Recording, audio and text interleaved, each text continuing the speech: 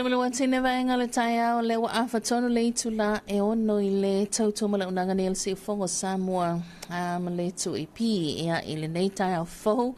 wa le nei taia manuia le o tatou lia I le alofa malanga le o le tua asolulu nei ia o le asolo na suluono o le nei masina lona whāpo le masina a Berila ia e pei o na tatou sa vali mai ai le amatanga o le nei tau sanga Ya leo fo tatou se mai lunga le tatou polokalame masani ta lofa lava Samoa e le nei tai au. Ia ole whawheloa I tumu atu whaatalo whantu le suafa manu malo e sukeriso ia I le mamalu ma le paia o lo tatou tunu mai lava yo nao te tele se pa ia nei whanawiti. Whawhela I whaatalo whantu le whaafunga mai ia a le moto fianga I America Samoa e le nei tai o la solua le nei atu tau whamalo lava le soi whomanuia.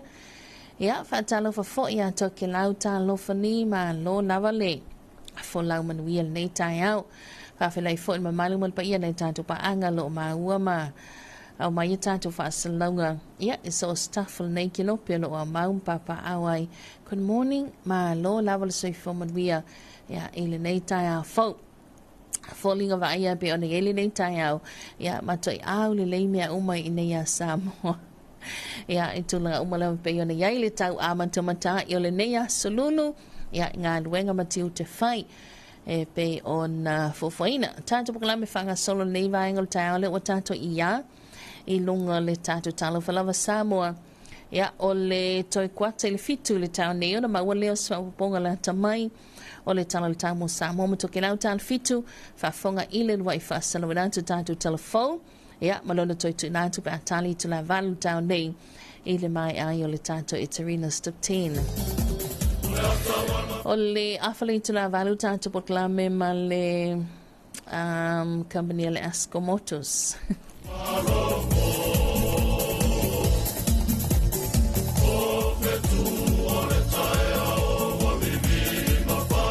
Ya ole tals fulu tau nei tātou whatalanoanga ma le whalapoto tonga tau insu al soifua I tono tātou tunu upo o le Slack. Ia awa fo I le whaamana maina tulanga pio nei au unanga. Ia ole anganga lea o tātou company ma tātou businessi ofisa ma matanga ruenga le malo pio na tātou ngani lua whatas. Ia mauaila wa noa I le tātou au unanga le nei. E whailo, e a ma whaamanino tulanga uma pe o na iai la tau pito la au ma la tau tiute ma ngawha tau ave e a e lea ofisa ma lea company e a mo le sila fia ma la malama e lo tātou atunu. E a e whaatalo whaatavo iswaenga sia lea wa usumai le nei tai au ma lo lava le soifo manuia ma lo le la usumai e a ma lo le ono sa imai ia o tātou ia pie pule le wati ska mai wakia ia e pie pule le wati a tātou e wa toi ngatai a whapene ia e pule le telefoni a tātou wa tangi mai lo le alarm ia o le lava le manai o lau moe ma lau malolo ia e pena tatangi le alarm ia e te tau lava no foilunga wha malo se no foilunga Atalo vantu company supermarket se famatoi na Susenga. Atalo vantu la tola live tele mai se foi sali moa. Ya good morning ma lo le usu lo foi le fa funga nei tai au. Atalo vantu le falto ya mai mal company supermarket se Frankie mai se la tola lai na matau tu sale longa moteli sla fai o lato Frankie mo li I funga lei. Si vai ngale mahuta malato ina ilo topa ya o vaitele o sale longa se vai ya manisila la Frankie laile mai to titi la tala le sila la lai oi vai tele uta fa solo tulele nga ile oi senga ya fa malo atu ile onu sai ya malo fa funga mai ele manatu tato se mai ya isina tato fa fianga le nei tai ya ona tala tato leina tato fa so ma tato talanoa ya ina I tato pa anga masani le foi ua oli mai ya ile nei vai ngole tai au ya le lawa ta pena mai fa fianga nei malama ele tai au ya vi ya le tua o loto soi forma mato wola moni mai ya fai ma vi ingole li ile nei tai au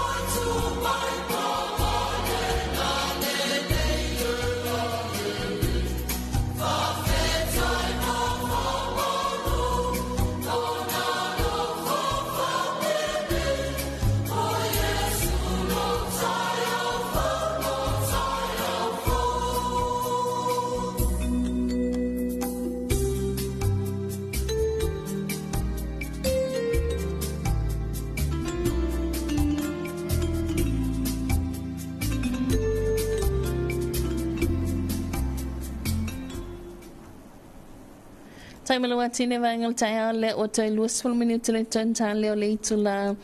e fitu ia ile nei vaenga le tai au ia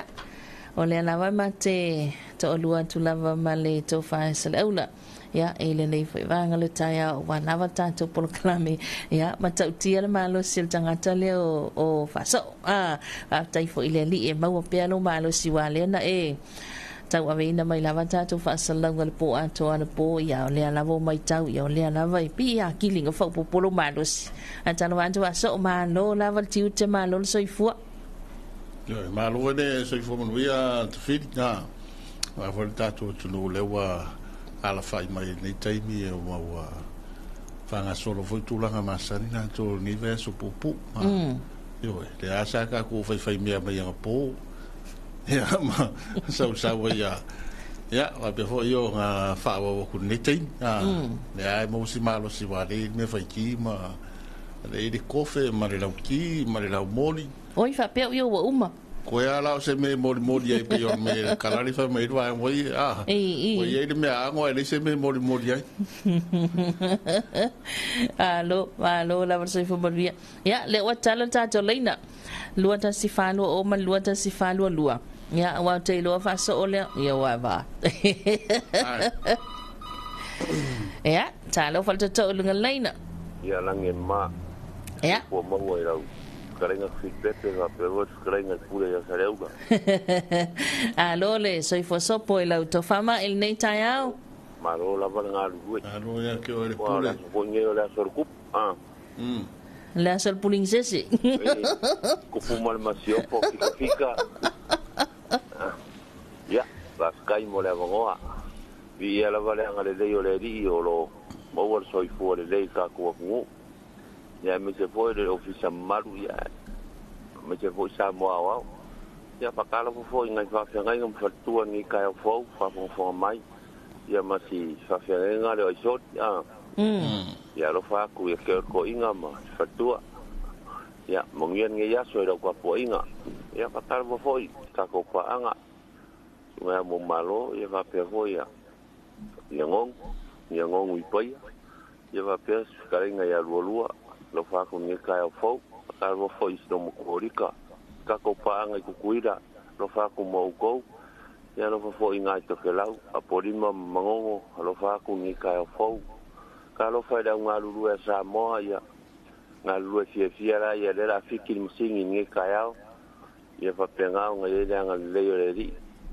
ya mga luenga fakalo fo se un pele nge lo blot le deri ya fakalo fo ya fafia kapso fafia mal fakua ya susang ya fakalo fo pa nga umala volo nge mo ya to vil pepe manga ya mako faso po mas ko wa ai yo nga ya makal kal nga po ya mai vol mako evanga ya alulo ya afio ku le fio ya sala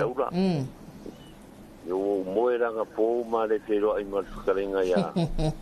dale au ya alo fa ku ni ka ya fo fa ma la ngor kai mi moya le ngo sa wa ya or kai mi moya kai mi le ngo sa wa ye wa ka vai ya ele fe au o ren ka ya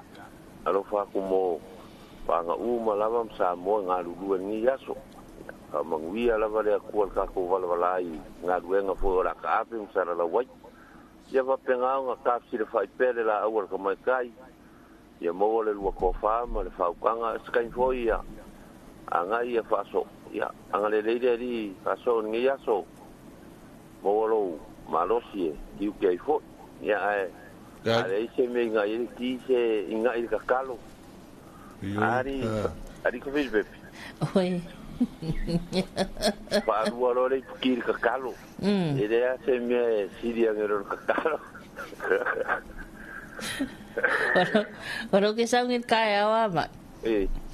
wa fa alo ma ku kofe masuka ma pe pasusu yang ai ro visa fa inga la waria ngapo dot u kwa pa i moku wa wa o nga te piko ai no penga ingu fuar pe pasusu so le mai pe pasusu ale ro por Maria o kama wa por pe pasusu sa maka le li le fa so ia alo fa ko mo uruan nge kaya e fa longo aku ngai ke ma ko mo mangui al mo ko le fo so la le se no fa de ko le savit porque le nya malanga voye mai va foi ngai palo le o mai le asomaliu ma ia le asomaliu ia wa ke le fo ngai me ola le afango ola Ara kurisi voye ka ko mai va fonga wo pa. Sa wale me I kurisi ia wo so e vela. Ia. Ia fa malu wale me olo e kamilo al ka ko fu ale vai ia ma ko. Fera ile alu ala ka pisinga ya ro. Eo e mo wanga ka pisi. A fe me ngai palange e u fo le palange fe me ole matiro ole me. Ai la les palange nga text mai. Yeah. Mai so ka pisilia mai ole quality ane me. Yeah. E ko ala po ngai. Ya lo fa mo lu la ko sakari ane machingi ya. Awale fa penga la. Anga le mo lu ngi yaso. Ko ko fe do ita. Ya, ha stai mo la mo. Ya. Tai tele lava mai bolo sa man via telefo ia tiu te mga luenga nei tai au ya mo mia foi nga luenga tai lava ai mai te via ya pa se fo leva mali fo mai mai leva ngala ya vai alo fa sa vali le pepe ya fa sa vali fo le pepe ma fa sa tai au fa sa le pepe ya sa ro le ko moi Bueno, la fa kwa ke. Bueno, mai ngo fale di o mau bang. Yo. Ya, le sta to la u fa so. Talo fa. Alo le soi fu ali le lua sa se lua. Ia. E voi voilà, vi voi fa kale ko po e mo e ah. Ele ai. Ele vai on fa longo. Ta wale u palo mua. Falo ia la ngala e fa ngo wala u kula le kala se la. Kala ko. Isawala. Sawala ese me nganga ya lo ngai. Ole. Ai da wale ngo fi wala u ku fa kalo fa ko. Kala foi a ngeu kafa. Yo. Tala ke minga la kiro moya ma. O ke ia ngei o falo ko le wa ma fai lo ku ia. Ala le ko ia malo ale un sai. Malo foi so fo mo ia lua. Apenas foi kai mereri lu so fo mo ia. Mi se la ba o le uso sta fe nga mga lua nga po. Ia u ia nga como mo si kenga le me ka fai ki ma me ko fa tau. Bo fale ko ngwa mama pa. Ia, ale se me ko ngo so ia me se me fai ki nga kwasa. Mas é igual. Ale se auto filho lá loca uma falou loa ele macala. Olha, é que se la fia foi a lua. E kusia le ngol kanga kai nga pe pasusu. Alo fango ngoanga. Wakili umai la wali ia nga po pe pasusu umai la ngila koingo. Oi vai lá e aí me sol. Ele que foi, ele que o minimalo se faço. Ola ri paso. Palu ako em pe pasusu ngai ke ngai nga solo mo yari. Eu ka ko mo lo leva mo ia la mira ku wa. Ai or kala mo gale lo mo ku wa nga. Ale nga fa ko ese ia ele fa ko ese mo di o. Ai kai ide ko ngai kai fo pa. Ya fo lo sei fo mo ia. Me foi de o kai mole se vai ele kanga luenga e male o foi ngalo foi nga solo mai kai o wala ma kai ngokiu e alves pupu o la kai a fo lingo sa vai ni vai so ka wo ole ma ko ba kan o fia le la ya o que mira ngi ole wo ka fa o que lo wo lunga la ala punki le Ya be lua avera punkia o si avera o kuangainga. Ya esa ora vai ko nga ia ile la pe ora sa makasi mo pia la nga ke ro le simbe fai ki me le ka. Oi ka voi le la. Ka ma wa yo. ia le ai ma se savili wa ko file mua ia stai le ako o dia fu le vai aso e nga ko le ri o popo nga ma ka ka ia nga lu aso ngia oi ia nga ia ka uma nga mea e mama fai o langa nga ka uma kala ko ka ule tua e ka ua lo ko rua le ai ka lunga i me ai ka i ya me ave o lunga ire ave nga e o me ka i ai ka ua i lunga e ka lunga ire ka ua la i ia le mo wala malo si ke sa le ma o ka tingo nga boka un si me so se ko ruanga me ko poi ia pa ka le pala ide ia ba mo ia le ko ngai panga a fonga so fi va la mo tesi mo foi de ko la mkanga ki si tete ai ia anga le foi le pu ya la lo ko kariwa ko fa so mo se malo longa fi le mo ngai aso ko fe lo foi se kai ia fa kai kele mo le avango aso la ko sua se te paso so o sa va ko ko o pole wa ko kuare ri ka ke ko fe lo ia manguia kele kayao tai lava o va ko lua mo kele ni aso ia lo va foi ia ai se foi de va ia ole vai aso lava tapenanga mo le aso maliwa fa so Ui, vai pe ia que dá uma renga uma cael. E na renga a faço. E vou na renga com a manga vale ia que lima de fias. E aí foi com aquele daí uma ngi. E to tele ia ila to lo fai fa noi. La fo wa mata na avilivi. Ia ona pe o stasivo il nei event ta uelo ta to no tele na fai fa no ia lau fenga wenga wa tala feunga maletu wa onga nei fa nau ia ole ala e fai aso maliu savai e nei matua ia po afia anga foi tua mai se matou le i nei le no fa onga i nei taulanga pia fenga wenga pe o masani na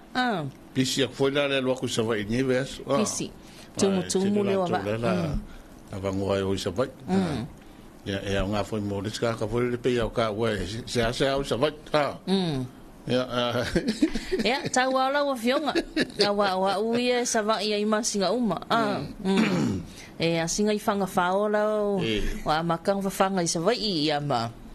wa lele ya le fai ngai mea ngai ko ya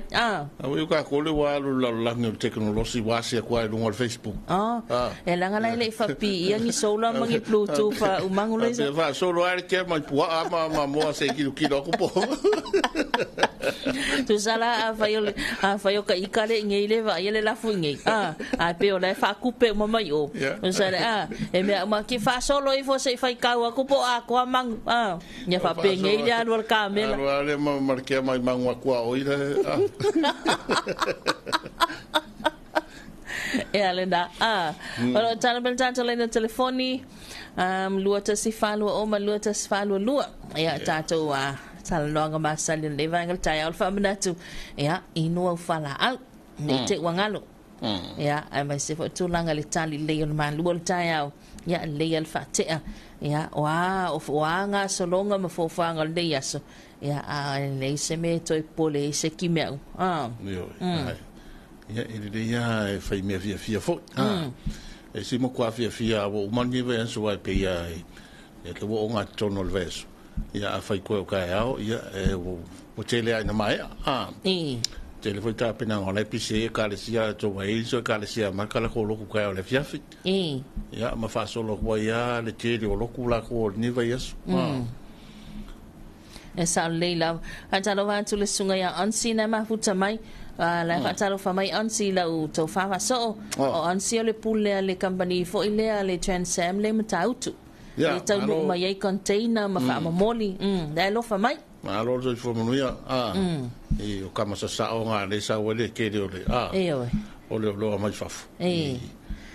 atalo fa to fo il fa to ya eseta ya o le la to va ngal tiute wa fa so o le ai le vaenga fo ile o le fa ngata la solua iva le mawhai ana au mai ai I afi mai atu no mamau. Pe ngal se fulu tāla e ale tong. I le tiute. Tiuke a. Ia ia vai ngafo I e pe ia o le sina vai ngon whamama venga I nei. O le la vea I lalo le pokala mene I le piliota nei o le SOP. Ia ono le I tatou le polo inga foi le leo o whaarulave matu ia. Ia I lalo la o le vahenga le o le tau whaasoso ino le tise. Manano vai atu nei il vaveao a mtawhiri. Ia ngai sa ule vahenga foi le o au ia ka aro ngai. Mai au ia ka aro ngai o ngawhira ka aro le si vahenga. Ia o le alu la le ka aro ngai ngala vea inga mako ngau kai momoa. Pe risi aso ia o la risi aso. Ia la nala. Ia la o vahenga li pa risi malifanga. Le ngai Nei el valu le ongo ngangi le fiafi. Ia o ai sa leila o le siva engana pe ona yai. Ia wa fe tatou le fai me fa longo la vai le vaenga le fara po tonga malo si tau ti se fa so.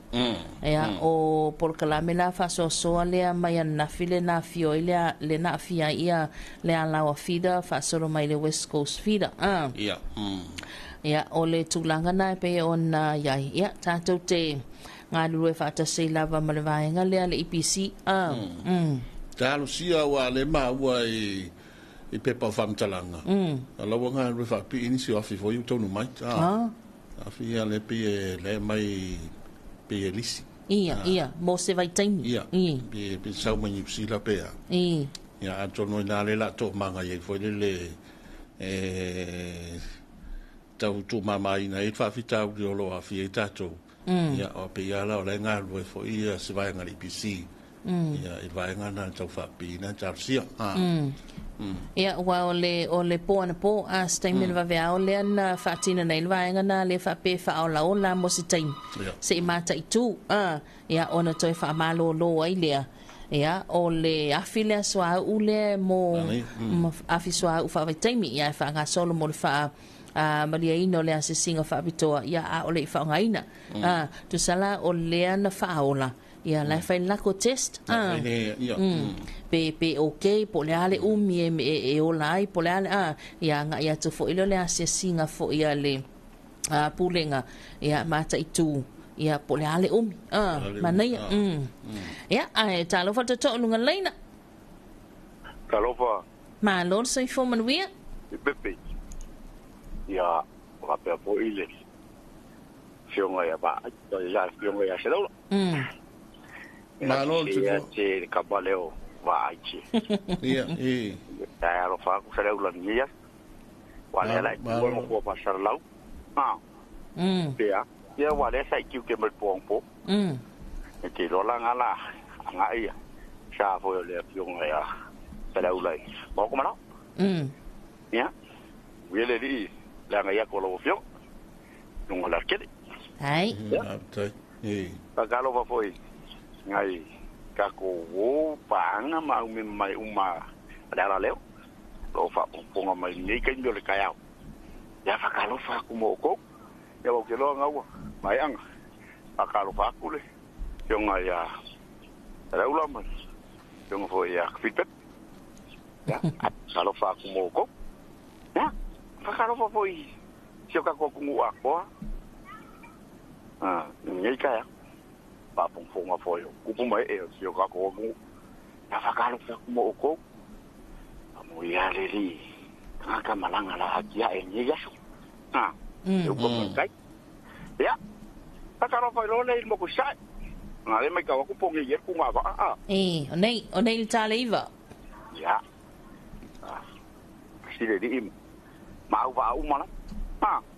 ye wa ke lo so skaro ngai le ya sisile ngau se malo ni oi ai pa lo karo ngau le mo ele le pole ka ngol mo oi lo va ka po elino ya la ka po ye ku lo va aki ki chama fe oi mo oui ma ti ele lo va ke wo psi me lo fi o kinga ko me ki mo Oye, fia ka mai. Oye, ele part 1, part 2, part 3. Ko ka ko mo wan ma die wala bang. Fe ngongu pala ai. Ai o pa mo ia me mani. Tele ko alwa, tele ko ngongu tele ko alwa la kalunki poki mai. Ya, me kai tarala, kai ko ba ko kele lo tiu kerga. Tai la sunganon. Esa wa di pesa misinu. Awan ka fa ni di pala ai. Fa fia lo kokele ali. Awal fia kama. Pasa o talwa yo na lewa. Ta le tu la fitu le ne vangol taya. Ya, tato se mai, tuna to foi le roi fa salawino tato telefo, ya, on tato toi fa wawelea, ya, ma toi tana toi tato leina molne taimi, usmai lo fa fonga tato telefo. Whaapafonga i telefonga le tueiki I lunga o anala leo 5 wha o amo, wha mo tasi o fitu tesi male wha, iwa tasi tesi male tasi, male wha mo iwa lua tesi male tasi. Malunga o le sino mai ngoa iai I lunga o le tueiki Facebook page, pale ala ata le malo le TV iwa, le silfafonga o Samoa, le tueiki. Talafalava o talafau mai vai whanua. E se lau male 5 tala le sala tupe tutongi pe a whai e tuai o na whaafau se lai sene o se pasi la upasa se, lea ua whaailoe le official pooling o whela ua inga le lau ele LTA. I le whailo inga ma le lua api a toai ma le TV vai le vai aso nei. Nau ili ai le awhio ngai a vai whale vi se sio lui. E te tau na tu ua tu mapasi la upasa se, o loo ile atunu umoa la tausia ki maasani vai tele ma le nuwhanga I salalolonga, ina ia mauti noa o loo lelei a toa vaenga umama saunga le mo fe malanga inga. Pea mai ia na siaki tulanga uma, ia mawhaatina fole test drive vai e tulanga fo ia whaatina fo ma tulanga ia. Ia ona tuina tuina pe pasil na pe pala na tuina vaenga ke sia, ia tutongi fo ila ia tuina malestika mo fo wino la sene. Ia aile I tapena ina le pepalea e tuina tu la sin business le pas na ona le pasila lo mo business tuina tu la sin business fo le au mai le vai ngol official la fonga ia e fa mo tino ai fo I o lo la mo le business le pasila ia ona fa tuina tu le pepal na e pasil na e fa fo le sin le pas Ole masina o mo vai na pasia ina ita vale la pase se la iti e pe fo ina sila fia o le tausanga ua mawai, na pasia whaatasi ai ta wale lau pase se la iti mapasi, ai o le tausanga nei, lea ua iei suinga. O le taulongolongo o le pūlenga, ina ia vave o na pasia ma whaafawina lai se neo pasi, ina ne I whaau popo le sala, ai mai se ai o le ona tula I mai o whaalavelave o na o le iai o ni whaale tonu, I vaenga o pasi. O le manumanunga ina ne I mau le tautinga o le au whaiati na ai whaaleanga ina mea tua o lo taloa, wala I lava na whaawau pea le whaama I tale mtanga luenga o whaatoanga mawhainga whaiva, e tufatu whaatu isi mai le mea I tua o lo. O le whaamoe le vai aso nei na whaatautai ai le maketi I funga lei, maana awa ia iso yo I tu malo o Filifilia, e whaamatu uatu I ai mai le nei, ma o I tu malo fo I ai upolu nei, e le iau fia I le ulua I tufatu whanga o ne fesoasoani, e pere na sila fia, o lo tu mau pea le aveo poa ai vau se I tulou, ma whaafita uli le au whai whaatoanga, ai meisi o le whaalenga I nai o le si iso manga.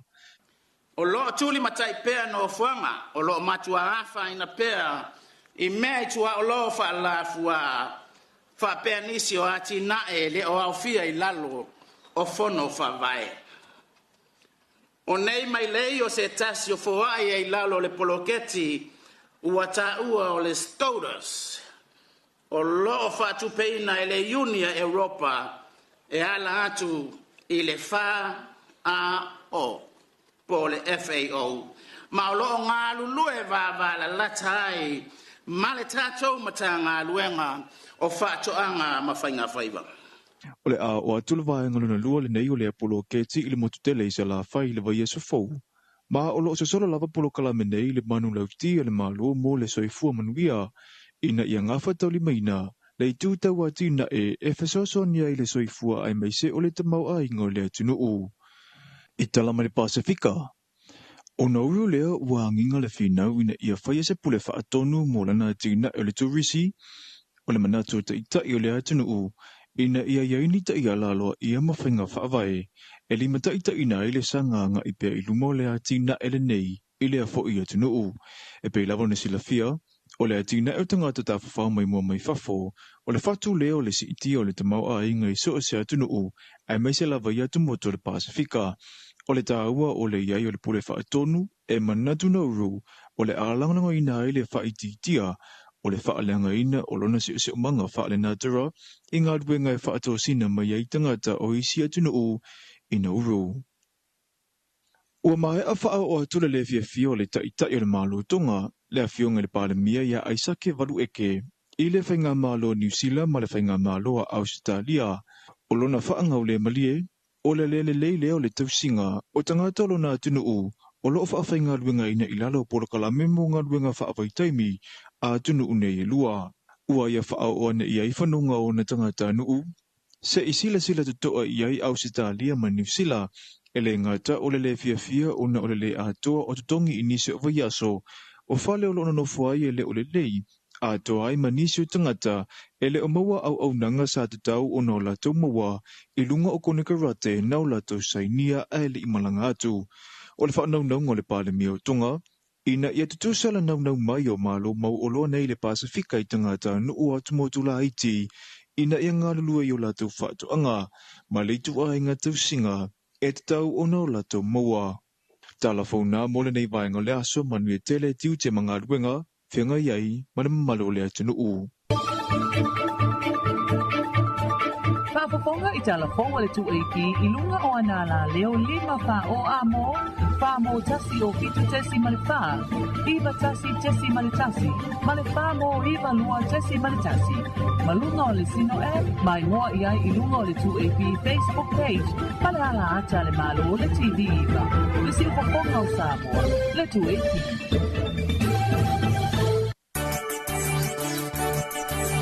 Ea o le nau whaafonga tātou tunu i le lua i whasalawina tu le nau tātou talafou le nei tai au ma le sunga manto aina i saako.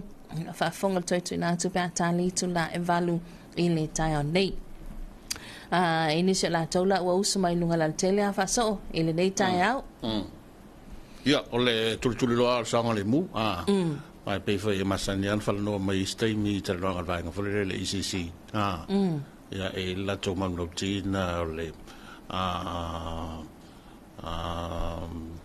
falau lo fore el pui nga marsa ngare mu tu pun fa velave ya o le utatu e vai so fore le tapena ya wa popo nga man mali o tanto o li fa le ya la ya le fai mali o lo malo lo to mitia o nga ku mai nga foi ya le wala la tu ia lena sa le la wal tu langa na sa le mu langa mai ia ile amatanga fo il nei asolulu atalovante ila tole mlo o mafuta mai lungal tatu lai atalovante le sunga Josefa o mua good morning from Manukau au Gilani au Teroa ma lol tautua man ia au onanga nei asa God bless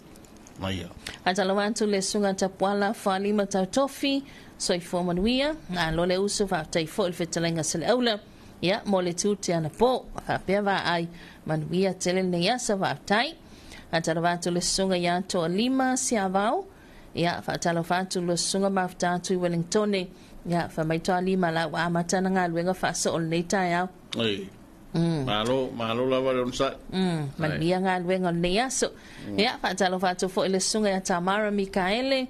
talofa good morning ia le tofa sele aula tai au manuia ile alofa malanga leo le lii ia le fo ia vai tu mal tautonga mal fana pol kalame mantango fie manuia fo itiute ia ma faiva o le neiaso alofa anga ia mota ua ia God bless tai Tamara mga rengo niasu fa vele fa talo fa tu le sunga ya amua ala amitonai ya ma lord so for manuia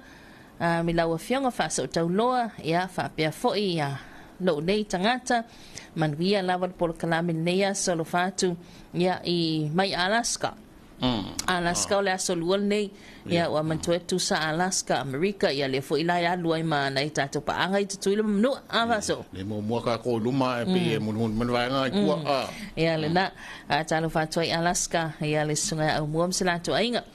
talo fa toi fo le sunga Sam Tanielu ia manuia tele tiu tel nia so ia a mai sole Samoa FM radio le mafuta mai Melbourne Victoria o le ala leo foi le tio le faingo ino le Samoa FM radio pia le nga linka ko so kai mo ka le ala o mai mo mai ia ma lo so fo manu yal nei tai au e le fa kala fa mele wo lunga ila lo vai pe ala e ko uru fo ngina au lunga ila lo vai atalo fo le sunga e soto se mau good morning mafuta tu au kilani manuia tele ni aso pa tai tele fa pena fo le fionga mal fatua ni de o to tele ma mo mai fafu to tele o mai tanto fa sa runga yum tara nga masani yo po fe lava po New Zealand Australia Amerika Samoa la makala ko fua ia matalanto fua o neile tunga fautas Sfultas ke ka pua ile vaanga le lao ya le va fo va fo na ngol va fa pa la ni ke ro ai ke va fe to sko ai ngai o ya lao va minga ka pa la ni va ke o fora ele mo so a fau el palangi okay lo le vaanga ke o fau fa teknologi ke o va pipi se bluetooth for le vaanga a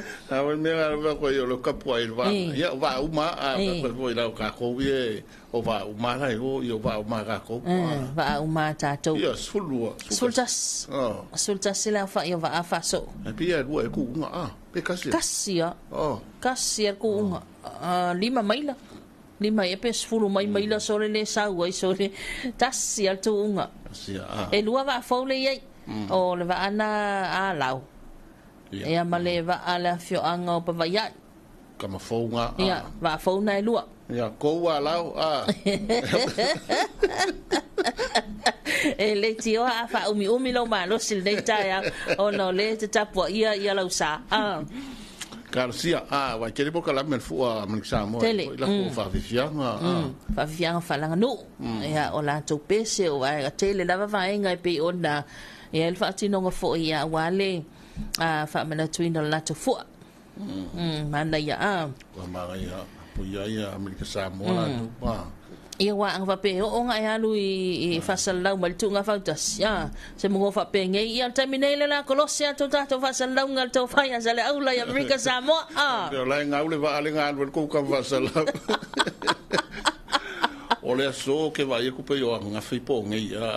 nga ko le va vo le ta chen ka ia ku so la so fulima yo la so fulima ngai ya ku la yo lo was fulu no ita to yo la so fulima pe la fe se lau fia fulua ia va al tai chen le nga fo fa ka fo e ke ka ulo kala anga o Rose yo Rose ma cheki e po ia e la ku le ka nga lo ke lo mo ma ka i lo ma la kula la ka fa so ngai fa ti fa wa so le ka nga fa la ki skama ia u so le e kai ya se o kai minga ia de ye fa se tu no yo le va fi ku nga la ko yo mo ma ka ma yo nga kai yo va ko le ke va ko si va na pa ki le yo kala nga nga fa ki o nga ka mari va ya mari Pwede wa kere ava abo mai nike. Wa ye lai si va o ki kere ya ku ngai lo va nga. Ngai lo va nga. Wa pe yo va nga pe me or ki nga sa ye nga kai. Ya sa ula nga malanga nga so malanga fa ka po ya. Fa kwa sa wa nga sa mai oi. Per ka ngia sa wi ni yo ka ya sa ula nga ulu wa nga. Aska mai polo ka isa le nga. Yo po fenga kilo ida wa nga le lai mo me de ka. A fela ka kilo yo ka minga ka we de vale. O pe si la yo maka de wa yo ma fo nga yo le va. Ia sa ala mana tua ile li ina o Jack yo mai mana ka talo va tu ile sunga ya soto sema ya le mafuta mai au kilani Malo la so fo maluia. Atalo va le sunga Alisa ma Tamiano tu mavave. Ya le lo ma futa ma leita ma lo so fo maluia. Aleva me so to mual pai pai po. Oh. Ka puai so to pai po. Sei fai. Abia porar me ka puai de ya la. Ya ise me ara yo ya la. Ya ira ole la wa ulo ole wa ma ke ya lo tapa inga ya la. Ya talo fa to lunga laina. Halo, lo vale fon ni. Kai au ko le. Wa ko sa fo. Ola ke ro kala ngol na ku nga ba. Usala ma wa ma sala uga. E makere ka pua ye yo nga ma wong ya la. Yo. Ai makere ma ka por el fo ngol va wa fe va nga fa uki pala. Ka pala. Ha? Yo. E ka ko e pe sa o ya. Ka fil se lo po punto fleva. Ya, ko ma la o I foi la ko mangwa e lunga manga foi ya me la yo ya la o de no a cosis. Lo po la ya lo va ma ya ka mala ki nga. Alo fa ko la como tiene mala. Mel. Como no sé. Pero la oringa fe ko ya mal va ar kami. Nga kale. Ya, pero el me cae nga la fe le un colu. Nei. Ya lo kele lo lua. Ya, ole ai fa longo marikina u maka u ya yo maka. Mali.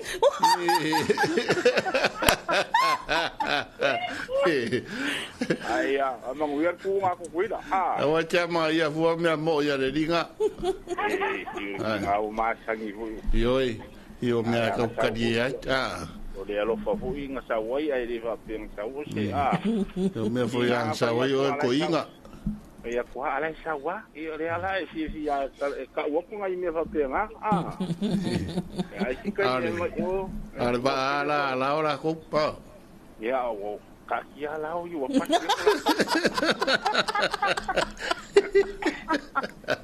ya amu yo ko kiuke tai ala ba ku ya ngo ngale ngalwa ya masiko ingo ka fa se siri ngale ngo po ngo va ngo yo o ja nepo wa fai malang ko pua wa umar kamia ole maker ko pua ko inga nga po ya lo vo ya twema kama lo kire vai tai mas foi que nga maui ya male o fenga lo nga ko la foi kan fo ya ka muere ko ni kaya ka ko vai Ngalo ko ile se me faki. Ai sei puki. Ya, ala. Elo ko ngo kula fai ko fe ngai lu mai foko. Aka ko ngi ro ko fe ngi kaya. No ka uma nga o leo mai o le fe ola mai me faki dei. Oi. Hai va kai tua. Amu yer kiuke. Tai lava. Ya, langale yi o ma ko ruo le. Awal pone ole nga file ton wa sale aula wala nga to ayo na nga ilfale ya umalo fo le ma po kala me ia sa vali ya ku ile ka ko ku mungu ya hola wa le nga ka ko ma fanga ba kari ngar ku nga ba apa ya la lo fa kurkinga tai alo fa tu wal tua yo nga fi pepe ya mangu kele kiuke tai lua mo tere de yaso ya te lua ya se fa ore kanga kamua le ore poko sisio ai o po masange asi si lo makua ia e fa de angwa fe mar karango ai mo ia sin ia vai ka sa ma ia ngo lang fa ga le o ya la ka uma ma le ngo la kinga ai la gala o ka se ar me le o va ko ka pua ia o la ngol va fa pala e se I ka ko vai pe a fa sangan pala ni na ko ia wa le fa mai le si ta to o le fa mai o le wa cancel tu nga fautas onol tu langa fa le tonul tai ia ala la tu atu tu ta lu le uli O yo ngai ya. Ia ngai ya la watu itu ta lua ia wai be fetu na ila fa pena tu langa ia ona le silsila fo ia committee atu nga fautas ia il sanga le mu pe ila wa e sa no fa sol ta sanga le mu sili nga sili ko fa se ia ko ku le ia ku ia sanga le mu ia wa nga fo e kele ba ia o ke ro se le tele ya pule al committee la ko ya Amerika Samoa na ko fo fanga ya me se vol fanga solo la to fu a pe yo nga le wal fa kasi fu a Amerika Samoa ya ma vai ya sola somali mana ya fantalo vantu le sunga ya uli masao fitu a Fau Filipo Luavasa ya malo manuia telenga duenga molianto lo faanga se utina ya tana ave Filipo na mafuta malafi anga tafua isavai manuia ngalwenga ne yaso After tele la sunga le masao ya atalo fatoi fo ile sunga ila tu tama mayava ya le mafuta mai sini ya Australia ya manuia tele tu tam faival neta ya malo por tele usi ga mafuka mayo la tu foi nga ku nga fa vai atalo fatoi ile mafuta mai le lo fa mai le se uso sua le sunga sua Michael Siaki oi malo Michael Aro lava muia oi wa ki le pa e ko malo Michael ya fer wa ko malo ma mo nga ke mo le fer wa ma ave la moto ya malo le usu na ita to pa anga fa talo fa tu fo ile sunga ya Matalita Malisala fa Maluatu. Good morning from New Zealand. Ya, ola mahuta mai malulu mas ole sunga ya manuia lo por kalamel nea so fo fa manuia le li fa tai fa talawatu le sunga ya talwai ngal wenga ya la fa mai fa so e fiu la vai kuril ko inga la e ka oko ukulei ole la tapua ia to tele la tapua ile anga imai atu no mau ile tunga fa tasi kukuila Kala fa fo ya maui ayo maka mai maui ya maroa maui maui lai oi papa toi tele foi la ya fo ngala ko mau ya ai wala ya wa pe o fa ye maui kala ngale ko fo ilonga ku ngu fa nga wa a pole le ala ka ya wa leva nga ka kia le se ki laulau ya yo le woli ya ko se ki man la pe se malo fa lo ngia le mai se ku anga o mawale nga file request a to pa ima va ai le nga ave mau ya fo fia va ai ku pe ni sira ere nga fasile mai mau pola me pe mga asala sukalaki pole fa mai le ai o samarga ka le to pa ima mai le pa wan me ke mga ke sa mo e mau pua sorry Mai sama mangyang urupwa Era kere ia Kai masang fa chang nya urupwa Ne wa mo ya fa macho o ila leva venga uma ya urupwa Ole si vai ngai pe ona ya yo le tulanga le ile au fatau me matal tato tunu tato market le funga le fa so ya fatalo fatuai wa telefo inai nai si vai ngana e mafuta mai na mai sole mo te fa longo to ngalo mai ya mato ya fa malu atu ya ai fatalo fatia to le tai ya malo la sai fo manu ya e vi mo ka mo ati ya que era ko e mo se ya mo ko fa kar fo me ma ko ni vo fa mi fa kar mai fo por me ko mo ka ma ya va tu malo la va sai fo manuel nei tai ya ole sunga ya ila tu tama mayaba ya olai mata mai sa uni fo inga luenga ya ma wa mata lefa me wa mata malulu la to ya ya ma lol tau tu ma lol tau tai manuia ya ile lua va se lua nei so koples la lo fa mai ma futa mai sini ya ol taulan na sini la tau ya lo amata malulu le si va nga fa so fa como so pe pa le se ele ko tang yusila de ai ma foi po man le an luas fu kau sanga ile ia de wale banga pasi male lainga o expire o kau sanga ai wale banga nga fafo man ma fala oi kalo sala la mai de yo ya yo i o ia i mo o ya yo i mo ya fa nga nye ya nga ola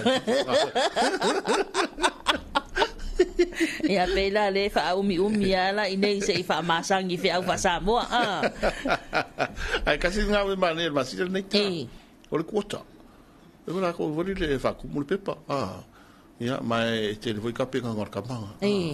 O le la nga va ai ma tuin. Karusia o le wali. O la lo mang.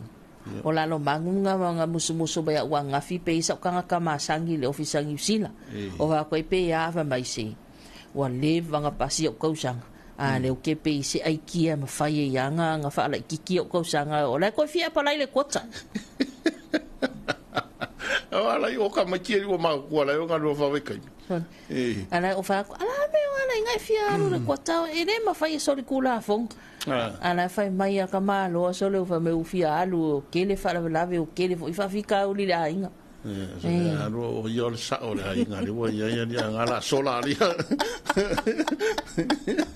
Ala ka sola sa o le inga ni. Yo ya fa yo o le masio e fa como le fo mo kota. Ele lo ale laki ba a fa ele laki ka usanga ke e o pe ki wala ki ka usanga yo ese o te tele na inisi tangata ma te talo mai o ma ko ia kasi fa kumungan ma ko pe pa laki ia sa o isi tangata fa mai ka usanga uma e sa wai le ai o le si ka usanga sa wai le ai o le si venga pe le ska e ku wala so mo fo le fa ku mo ma ia laki a le vangole sko ni un ke moni ya ave no ave ai le ska ko fa me de alwa la so mo ya ore le ska usanga su ya ta ave la maka e la kwale me ka ai mana ya la ul tu wala so moni ia wa man tu tele va inga e fa ngai lunga penga te failang ye ke wa kai fo ale kai mi wa kapungi ai ala ka vidi va pe inga nge kila wale fru ai le senting olo Pai wala ki nga inga vakum. Ai sa foi la laki. Ia ke de foi singa nga fai. Pa ko e foi o su e foi o nga wenga, vai ka nga ime foi le fa foi. Mana o miel pe fai nga wenga. Ma lo wa ri le ma lo ri poki ma e foi lo. Ia le sila me nga ko o ki eles. Me so e de wa ri o me foi. Io. E alena tanto se mai sta so a fa fianga nei. Oi le ma le titi afal fitu ia tato se mai fo ila ia le por kala me pe ona ia tato eterina step 10 later ya ia to tele ia la foi fato nga sele for nete ia va o makwa fuli ali foi ko ngei ka ya sa lo ka ko fa ka o fa ka o le ka ka lo wa ya ka lo so fu o pe le la fa umi loa ia le weekend ka se le sko ia mo i vela sto na ia pe o le asonga e ka pinga i falsa ma fa ia me venga rehearsal la po kala me tamaiti ia nga me mo le tua wa le se mande ia to sala ole vai aso nei ole to tongi le nei vai aso le la fa polo uma wa le fa taunga ma ta pelanga le aso mali e ni se kalesia ole mato e kalesia fa mato campi i fa la nga vai manga o le mato na ia masani fa ia msaninga ia e fa sauninga i po ia por kalambe fo ila le fa evangelia ia ia tala fatino ma vai ho pena ia mana ia fo ilo so mai tato wa eva i o ma tato wa fa longo i o e so e voice fa longo la to via o ka ma ko lo po ma ka po ka ala sfreide a fia fela sfreide por as ko ngai ia e ma tu sala tato solo ko ya lo ko foi a ba ka ma ka le fias ia le na malo fa malo tu sma nga sia le fa na po tonga le PC ia le pulenga wala fa nga luenga ia malo la wala on sai malo nga lue ata lo fatu le vai nga New York ia te le al tatu tu no foi que vai ku ska mi no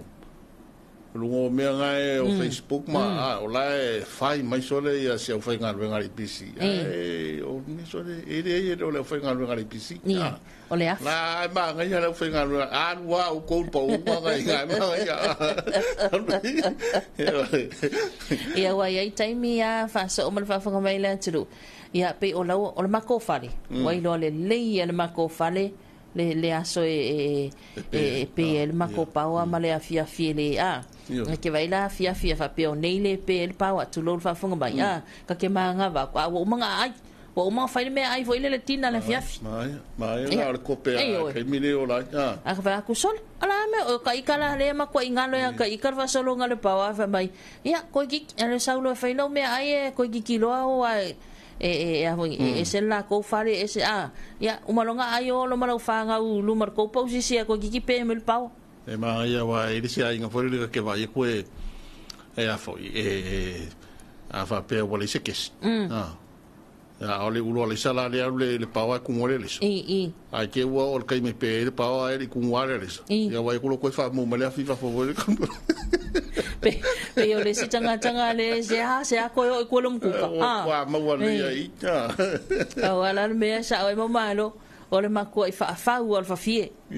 kai mi ngai o le kele fa fie ma mia wa ma san ka ki sa va i wa e de o ya ku ngolu mo sa va i nei me ka ke vesi ta au ka ko ke po ya o le ka ke fuka ya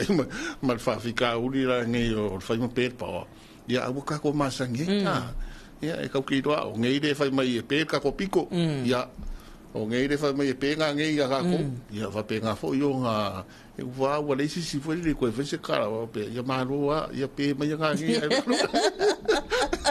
pe mai ngai ya o la ka ya pa ba lo la valon sa il tato tu va so le wa a fa le tu la fitu ya el mananto tato se mai tato por clambe le terina stop 10 va talo va tuai ta vai tai terina dai pa anga nei fa na wa onga maula va no for fale so sani ya mama daddy fai of ya ma fai tau jusi fai me onga ta maiti tato se mal tato terina stop 10 ele nei tai a musika le wa ta pe na mai le over best sel fai isi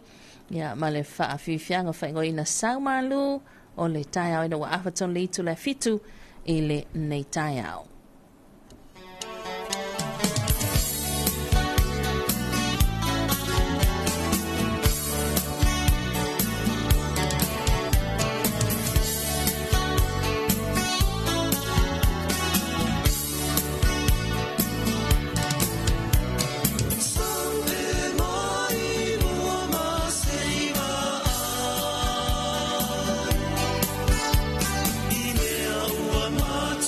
Fight!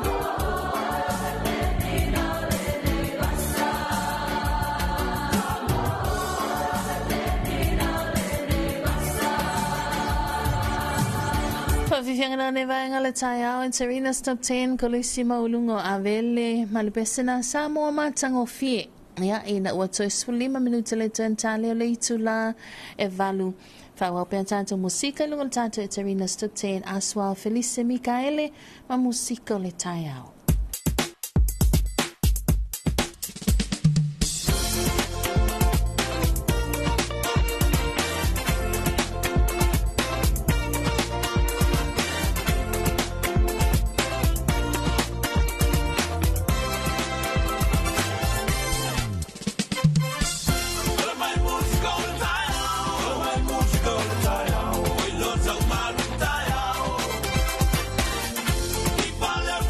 Go to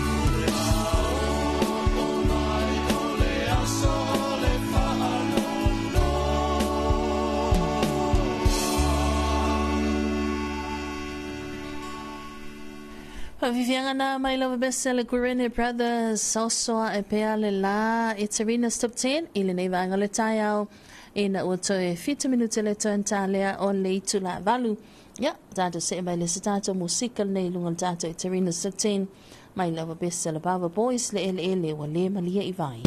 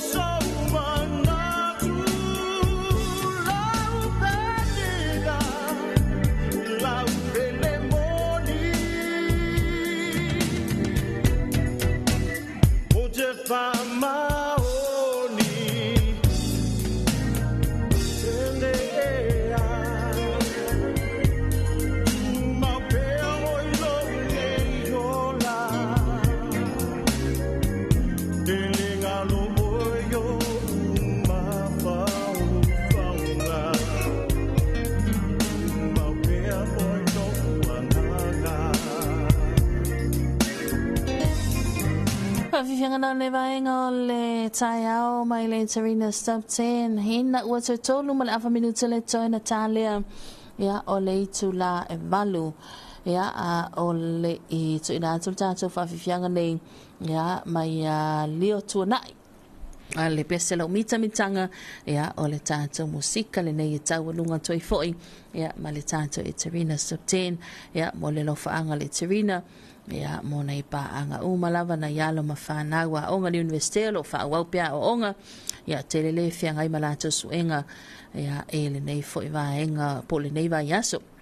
ia ama se foi nei fana ia ele tapena atu i e lato por kalame pe na fatino ina ia mafai e lato wa onga mea ia mo le aso mali wale nei va yaso tawanunga tuai e Serena Stop 10 leo tona ilo mita mitanga oe mai a fasalowina ia o tātou telefou pe a umal tātou pe sinei.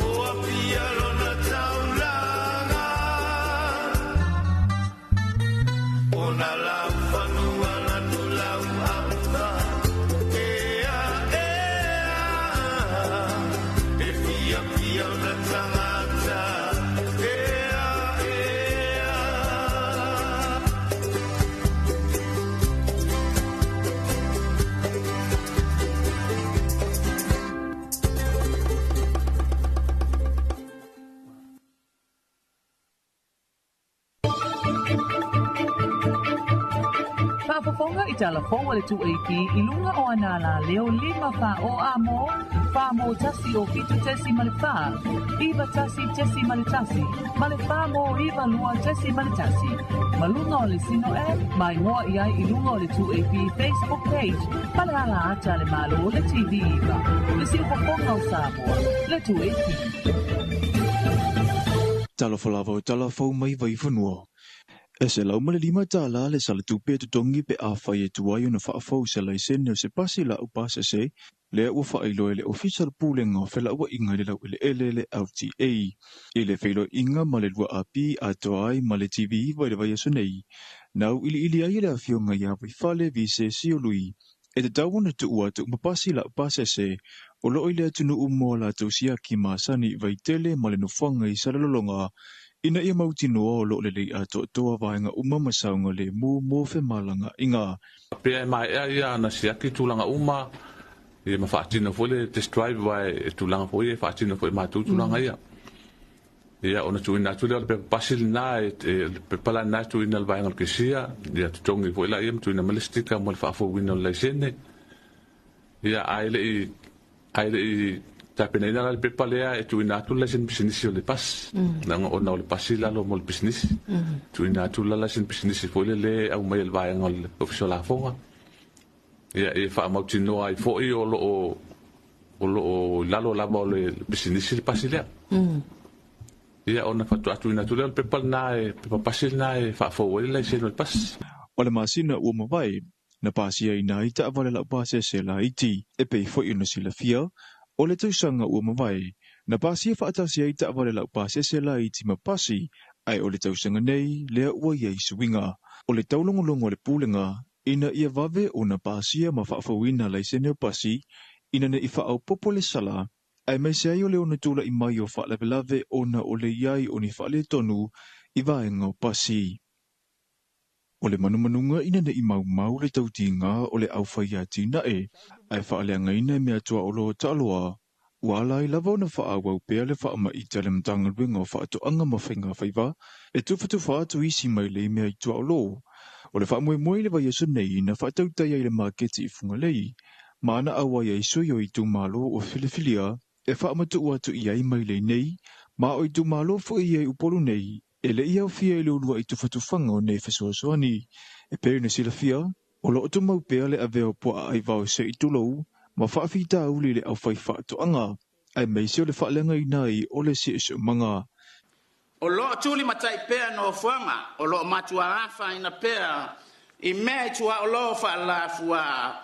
fa pea nisi o ati na le o au fia I lalo o fono fa vai. O nei mai lei o se tasi o foai ai lalo le poloketi ua ta ua o le stodas. O lo fa tu peina e le Unia Europa e ala atu I le fa a o po le FAO. Ma o lo ngā lulue va la latai ma le tātou mata ngā luenga o whaatoanga mawhainga whaiva. O le a o atulu vaenga luna lua le nei o le apolo keti I le motutele I sa la whai le vai esu fau. Ma o lo o solo lava polo kalame nei le manu lauti le malo mo le soifua manuia ina ia ngafa tau li maina le I tūtau atina e fesoasonia I le soifua ai maise o le tamau a ingo le atunu u. I talama le Pasifika. O nauru lea ua anginga le whinau ina ia whai se pule whaatonu mo lana tina o le turisi o le manatu ta itai o le atunu u. Ina ia iaini ta ia laloa ia mawhainga whaavae, e lima ta ita ina ele sanganga I pea I lumo le atina ele nei, I le afo ia tunu u. E pei lava na sila fia, o le atina e tangata ta whawha mai mua mai whafo, o le whatu leo le si iti o le tamau a inga I so se atunu u, ai mai se lava ia tumoto le Pasifika, o le tāua o le iai o le pule whaatonu, e manatu na uru, o le alangango ina ele whaititia,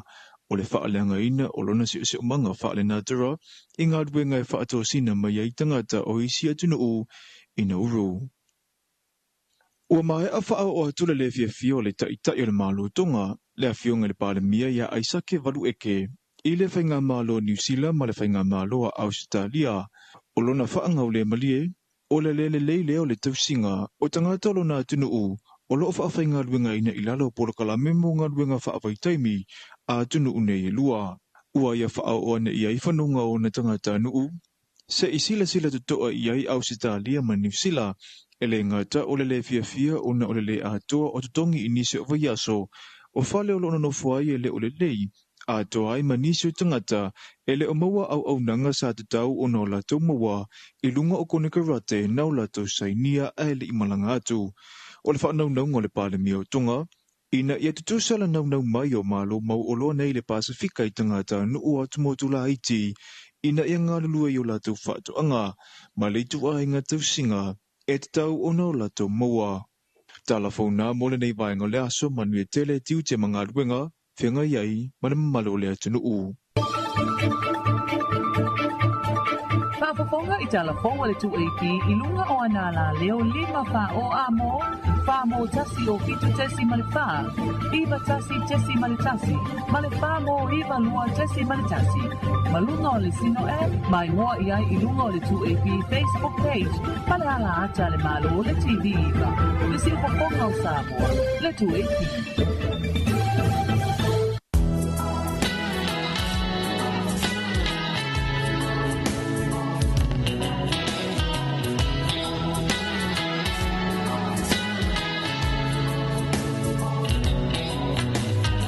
Tamalua tine vanga o le taia o lea ua iwa minuta teine le itula e walu ia ua whaafonga fo il tātou tunuu I le toi whasalawina na le tātou polo a tātou talafou ia o le nei taia o ma le sunga mato ai nei sako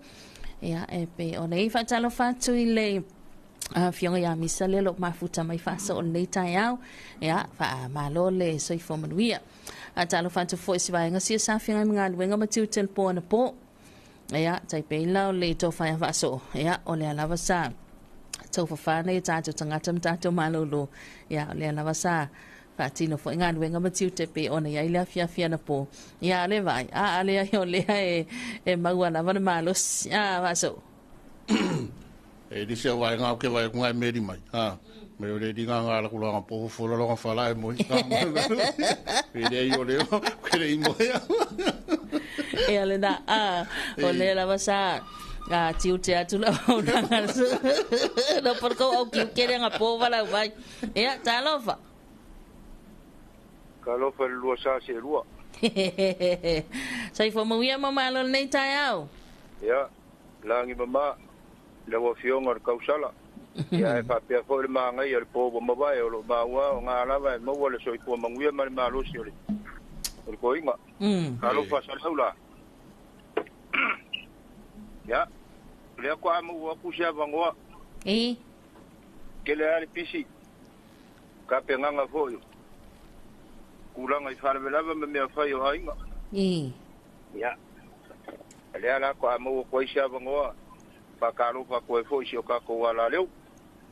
pa kalo fa ko foi pa anga masang malawa si la fia umai au fa ko fonga ka ko pa anga ya malo le soifua malo le langi mama ya wa foingi fuanga foi mangi lava singol nge yasu ya pele ang le mali file mu le ya lo ko pele manga le ang paia nga ia fa pe nga mo ko fi mali mal ko fi le mu awan fe nga ye kiu ki mo foi ya ka ko ma fu ka pe ya na vai ka ko ya kuma fai foi nga fe au ainga ia mfalungulungu aku po ka inga nge yaso ia o se bala au ku le mala nga ku mfalalo I nge yaso awa foi lu fenga ia mal fong ai ngol ka ko wala leo tai mo malo wala mai tai foi mo fa monia nga ia manuia telefoi ia tiu te manga luenga nei tai au ia pa penga foi ia wa fionga mamal tai lava fa ia sei fo malo me te ni yaso ya ole fo mbawole ava no ilungol tato le na telefoni lu ta sifalu o ma lu ta sifalu lu fa manyanga o aso fo mas fa na aso suluono nei el masin aperila fa so ya ave ni se la to pe na so fo mai le so ya na itu na fa nau ya ma so tu langa pe na inya so fa mana tu fo ile anniversary ya wa fe lu anniversary ya va so aso Luoko lu you like.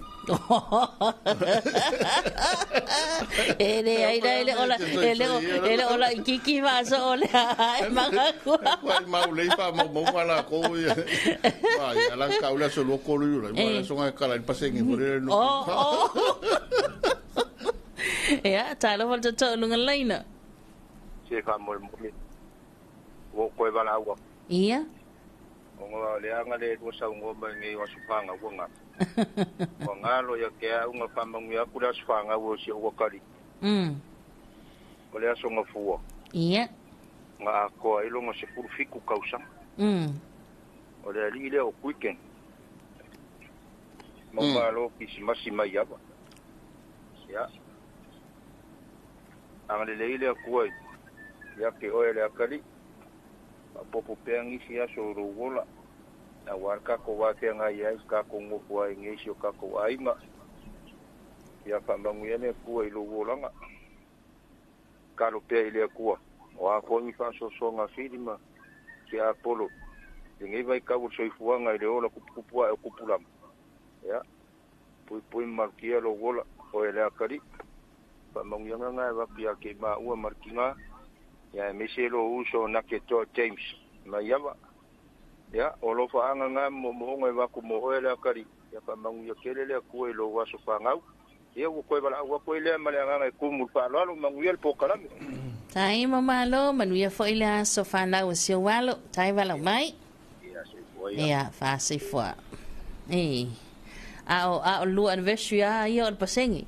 ko nga kala ile fa mo ya nga no pe fa wa lu lai kala ya nga la ku ya yo me u ma ku ya yu lai au ke fa ya ko ke fa ngar wenga ia reke ngofo mo le a wivi o pasengi ya le se to nga leina talofa ya ora whakaro whamaro soifu maua. Ia, soifu manuia i lau whionga nei tai au. Marurua kua ngafi la swanga ule kari o le aingia sa le mo. Ia whaina, maua le awanoa tama. Ia, o le akali i ngoa ia whamango tongia le lei tula niu o muri whangua. Ngafi ngā koa iaila mo kōru se kuruma le lua kausanga. Ia, o le ringa matwakai whafoi le li. Kalo foi le li ya bawa nge kali le fa maong nga ruenga o parawinga nga lue ai lo fa ya kia o kamba ya mai se nga uso mon ko fa finge ai mai se ma ko ai nga ko nge mu fangua fa kai lava mo le mo pa te tele lava ya te ultima malia tele nei as tai mo la mo ya ya no alta do telefoni ya wa fo ia fa mo dia ngo so fu mas fa na ni as ja tante wala au fa so talofa ja talofa so fu sa ya sa mo mai e fa kalo fa ku ro sa se do ni ka ma ko fi ma ro ba mo ko kala ma ko fi ko al wala au ro ko ni ri paka e fa ma ru ku ra ngo ka ya o da so fi se ma ko de longa le mo se ngoa o ka ole a kwa ile de duas fukasi o le kari a Josefo se pulu ko peti de tele ya a wolo fa kwai ma bod mo le kwai lo fa ngi ainga kama ya kolonkaua ya mare ina ya kuspepa ya base ko ile ka ngau ya pulu ka yengi ya nga ka ideo le ainga ko ile kekeli ya mo se asufa ngau fia ya nga ko dia fa popo aso le kari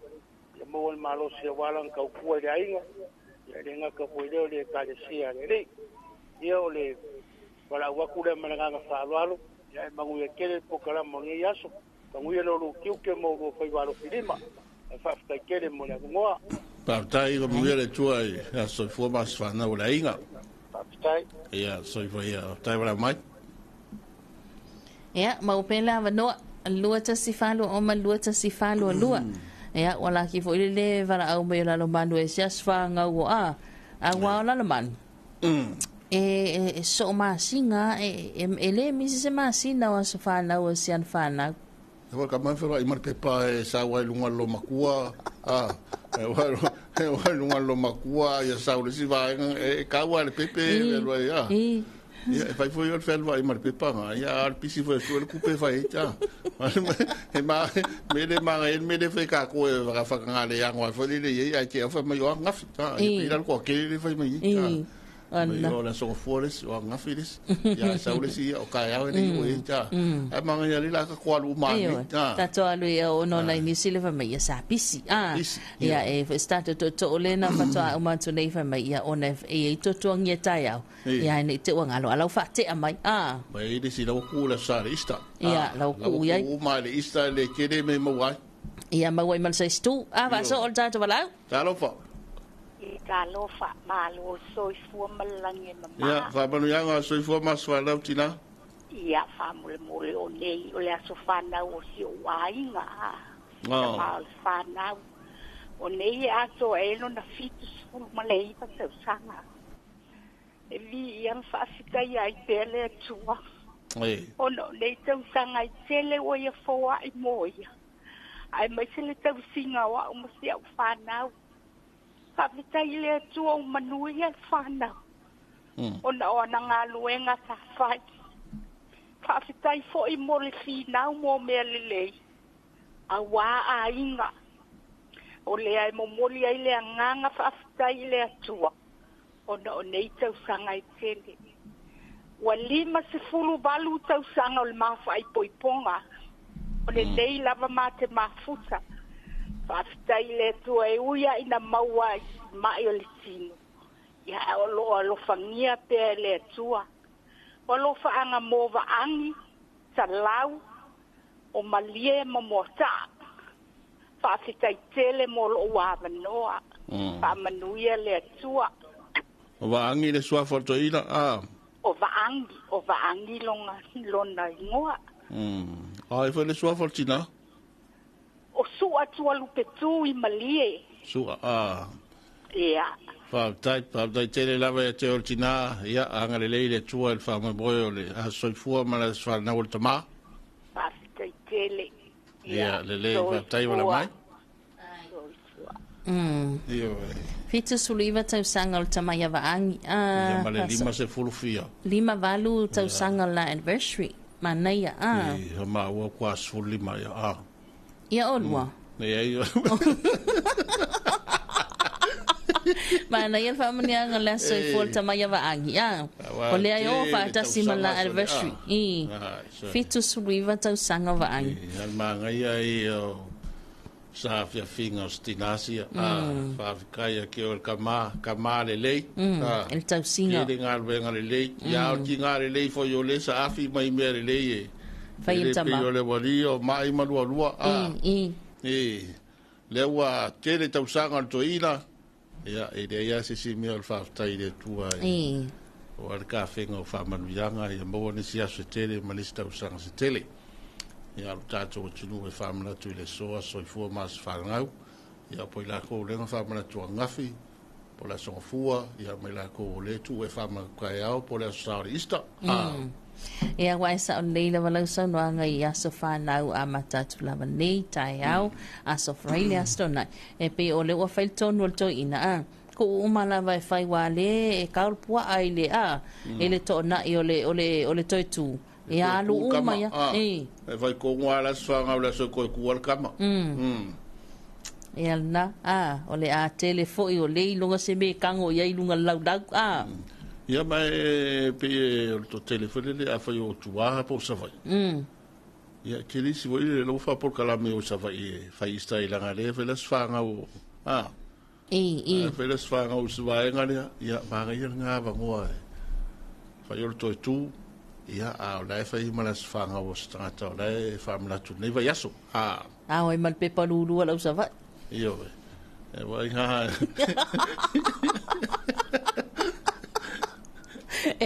e mau ai mar ponge se mau ai male check bot la usava ya mai se la pe va pe ole inei nei tangata malanga mai fafo e vai la mawanga la usava i kama kusa se ala kai po e fai se ki au ke au malanga la mo boe fangu aku so le ki po koko vai se ke wa mu ira mere fai e dilo ma mo sa mo le uri sa stule fiafi yo asinga foi e ku yo mo ai ka kai ai sa oi ma mo kwa oi e fa kasi ama menga Ia wala e le se pal manga. Longo ingo le moa e ku vai ko kongu I ia afu. Wa alu fa solo a ko ngai malanga ia mai fafu. Ke ia le fai mai. E fai mai ia le lava sa kapo ia. Ia le malanga la ko wa mo lo ko ai. Ia le na o lo mau pe tanto no ia tulanga pe ona ia ia tanto fa mananga so for mas fa na tasil tato anniversary le ia o le anniversary le tamaya va angi ma le tinaya su ai pe ona lima sulvanu tau sanga o le la maftanga ia le li ai wa le sa no mai nei fa so ia o la o le fa to alua lima ia tau sanga ia le tanto va au fa so taro fa so fo manu ia ni te fo ia tanto ia fa manu ia so fo mas fa na ia o e ma fai ona fa manu ia tu mas fa na ona ia me ola ia fa manu ia sei so ia o e rua pusi ia la so ne a to ia le tasi tau so ia ma la fute to ne ole asfa na wana ia pusi o tau si mai ole masang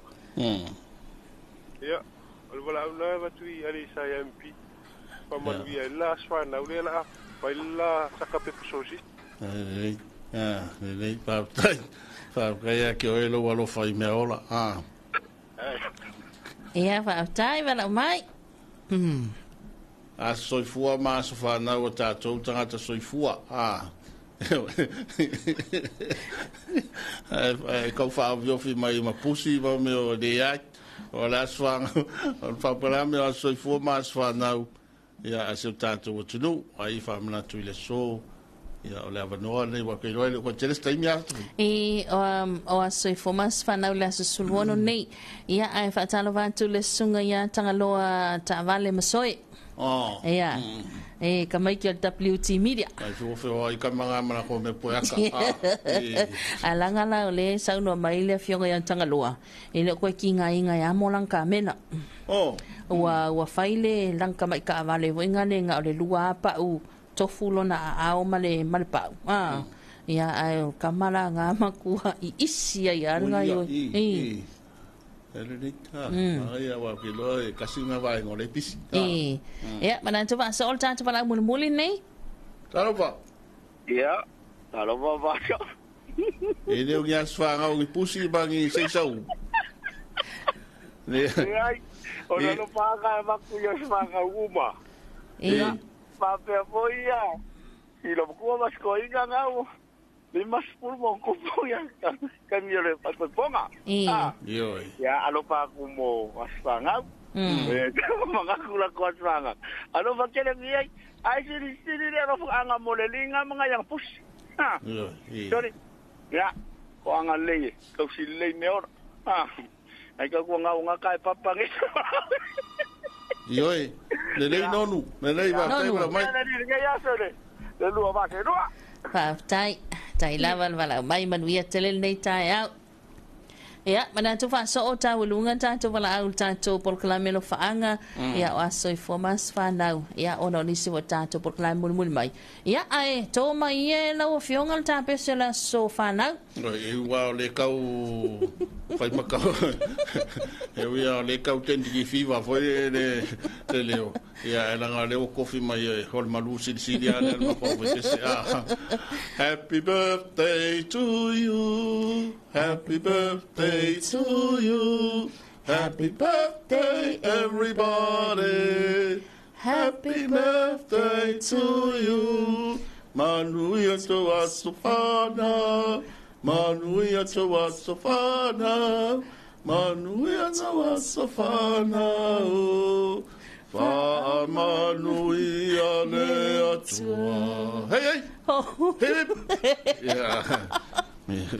ia malo va tai sinja to musical ne va ngale tai au ia on tanto se mai le ele tanto fa tala noanga ia male tanto wa company le Asco Motors ele nei tai au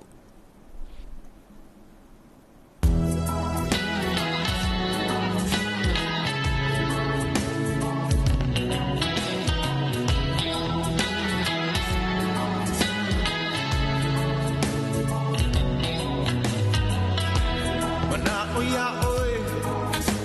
ua tele ni aso o la ngona pea le mana o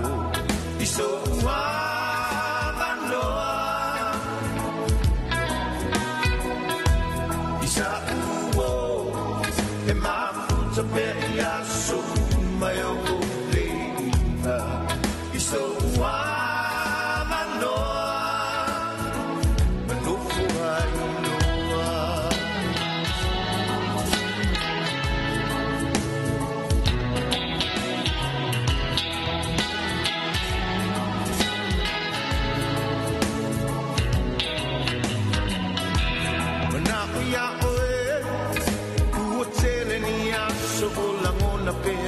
le mana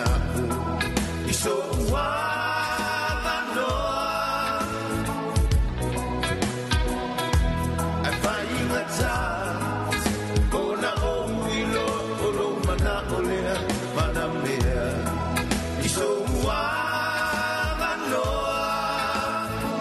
manofu ai noa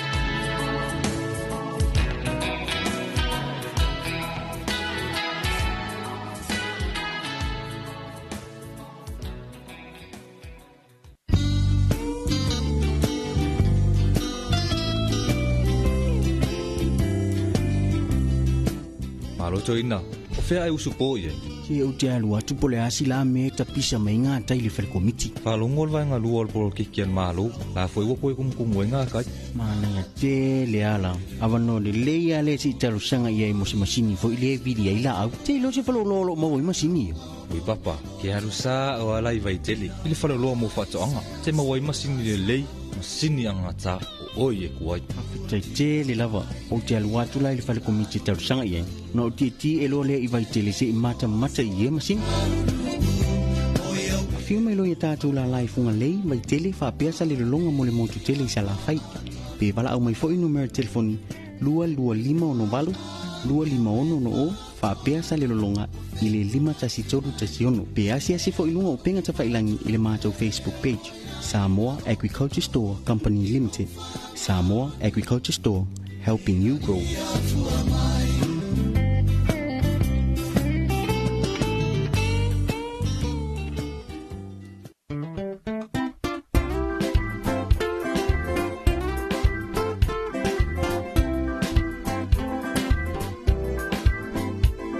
Ole motu, e tu tasi, pe ole arasi. Beautiful Savai, beautiful Savai. E a tata mai, e oni fōlinga, tamatai. Beautiful Savai, beautiful Savai. Tamita lo uangana, ile ala le tele o tangata, paapia le pungenga amatai. Emiliona o na faa tautai, uleono tu salafai, talafa sawai. Beautiful Savai, my beautiful Savai.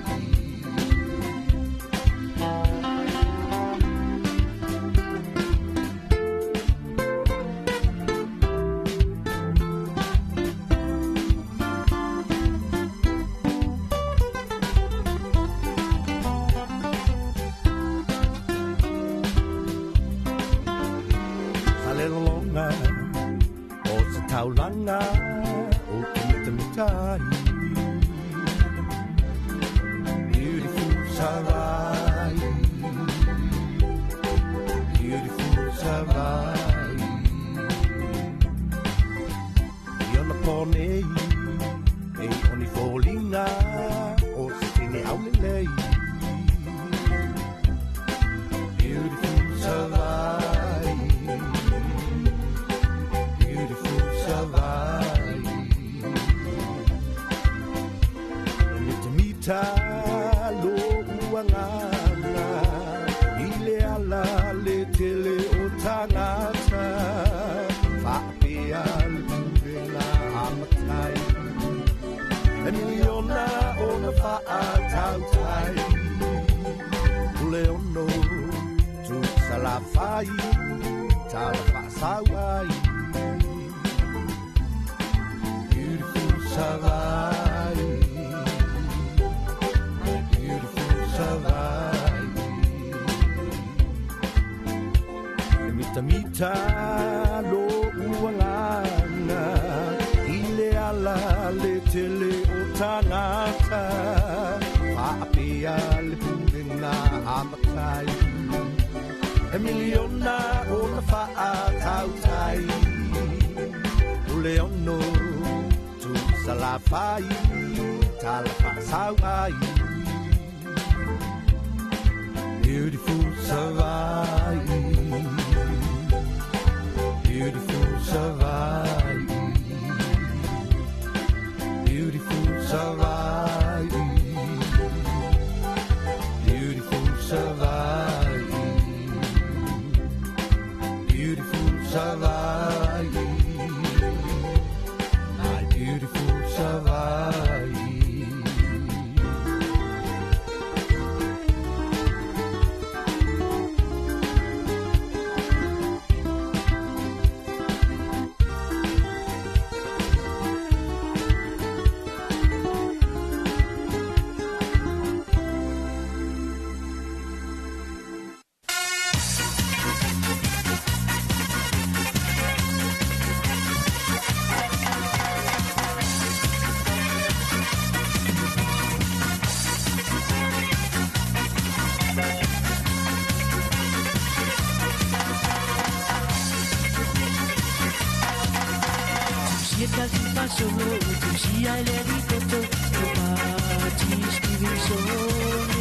Tell me I tell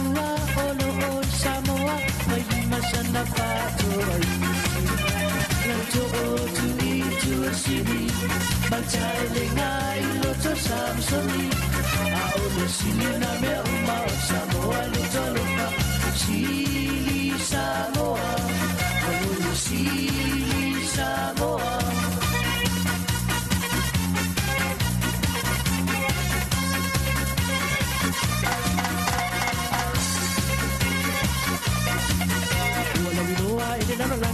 Samoa fieta sami katoa tulo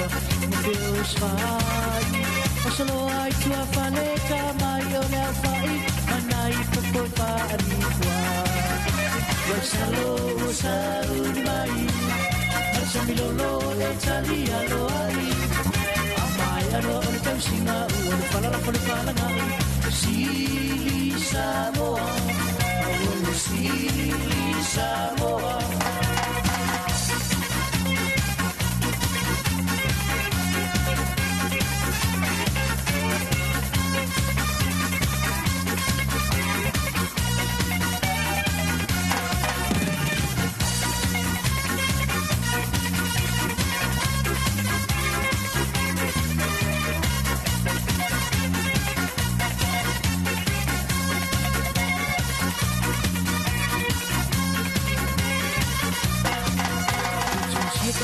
Solo ucisi ai veri poto o partis divisone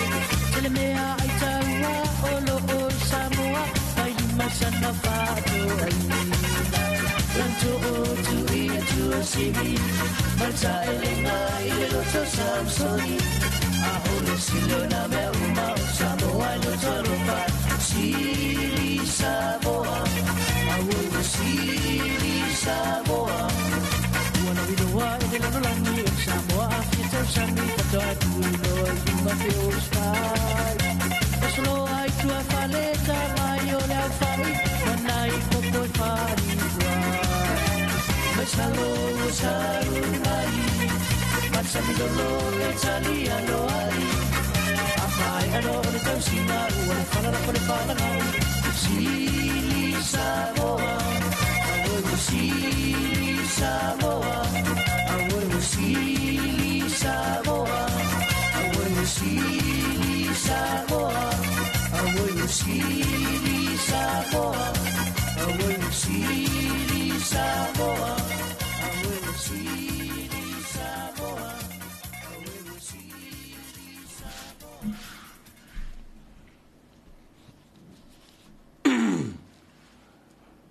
Ya, fifi lava fatal fatu ma fafele yatu ile mai mafoi ma le fafon mai il paya ma bulunga o tatu tunu ya le fo wa se mai tatu fa sralunga ya ini si fo tatu porkalame fatal trenoa pe ona mai mo mai ile o manto fatasi masui o le company le Esco Motors so ya lima mau vaunga ya fa be fo le mai tatu sala o company ya Chanita Ale malo so fo muria lima nei tai fo mo nei aso fo Talo fato i Filipepe. Ia fatalo fa fapto atu le pa ia mal malo tato tu no mo mai tato fasi silanga. Asi sila mai mo mal nei tai au malo so i fu mo luia. Tato ia il vai aso pa ia o le eseta. Ia malo so i fu mo luia. Pe yo le akele fo ya ka ko karangoa ka ko le karangolo le maliwo isu. Sa o le. Ia wa paware o kai me kalangoa le maliwo Yesu. Ia ma foi o fo. Ai ale ai lo se kupe wa ngalo le maliwo Yesu. Mo fa sa ina taimi ba nga le on la foto ia awale tulanga foi la to fa la lo ia me se vai nga ia nga ba di mai foi mai mo mai ma fa fo mai ta tu tu. Malo fa tai fa so. O le memo mola vai fe fai loa e fa malu loa to ale mbalo na tu o lo ye pe ata to pa anga po tato customer solo fa sei na tu iluma le mera o fa el tato renovation fa le le tato showroom o le to fa si sila to mal fa lo tele la ya o tapunia luma tato showroom le fa sanga i moli le beach road a lo stala pe tato fa le insegni al pito tu or fa fa o nganga luenga a fa le o ta vale le maintenance tato service o tato sales fa o marketing ma fa to inga ya lo yele container line office ai tu o le plaza tonu o tatou kapak nei na e kapaka ia ai le container ia te sua to ai tonu tu ima matar fai to awale sua mata muli le malu tu langa ole ua fa pena na tu na io no le a fai nga o tatou fa le o tatou showroom la nei o tatou official e funga lei ia o ia ina tatou finance administration human resources tatou pelo fa pe foi la ma parts le taia St. Patrick's a le o ngafa tau lima le tamaita ia wanita ia e sota ia tu ia le pele le silfia le malo le tu ia male se ta ia e le fa ngofie vol mele le alo atu ia tu lima i pe o le fasi silanga ma e ambatata ia a o le taimile o lo futu ofisili vol malo le tu se tat falo lo ia va pe ni pa u o lo ia o lo fa o tato special tato Toyota Hilux lu o lu fa le sa se la lu se lu afeto e tolu ta vale la ia le special fa ptona la wo pa u le se la ma le va fe e tolu ala ta vale la le fa o ne ya perila ya fa o le o tanga lu ngal malo o company tu mo ot ia posta vale fo le ai ia e mana ia lo se si mai ma si la pe test drive ta vale na four wheel drive double cab diesel turbo ana ia ta vale ya na o pa u le tau ia ona ka vale ia le tau sanga teni o fenga fa vai al company a fa pelo e tau umina tu le tau vale ia o fa pa u le tau i fenga ofiena a ese mal stock ia o le temi nei ia o fa longo mal version te nei sa tai sa vai ia o fai mai se o sa o na fai le stara ia fiva ia mai le ala le so ta fi o le temi nei o lo ta lia peta to a fi fast food ai masalo po le masina fo ia o tau nu tato oka ia ona fa pena fo na fa sa fu o mata to a timande ia nei a lo mba o tato a fi lima a po le shaft ta mai e fa ngale lo alo e te fa le fi pe a le se tupi ai mba o le ia ma wa fo e masina fa silinga e file mu mai e mai tele o nga sa le la ma na ba pe o la finga ya lu sami wa e ka vo pe si ma so o la finga e le tele fa so se me algo o le tala na i tato wa fiva ia o se taimi o le fa la lo fo ile o le wa tilo tato company i le afifo le o le four stroke le afile tai pe o le sta vale tu lo le ngana ai se taimi o la roll out fo ile ma fa si o no to o tato le si market le ia le two stroke le ni le fast food le lo tato alia ia o le la lang ia o amata na li liu fo ile four stroke ia o tele mena o e fa feta to to no pe fa te ia ai mai se le au fai vale malo lo ai masi le ngata i fa ai le tato wa fi le taimi nei se ia o se taimi ia na fa pena vo le fa ilo at swinga o tele tato vans ia sul lima al passe se ta 15 seat vans ia o tamale le sa sioki me fai un orto sanga te nei male a mata tau loto in orto sanga nei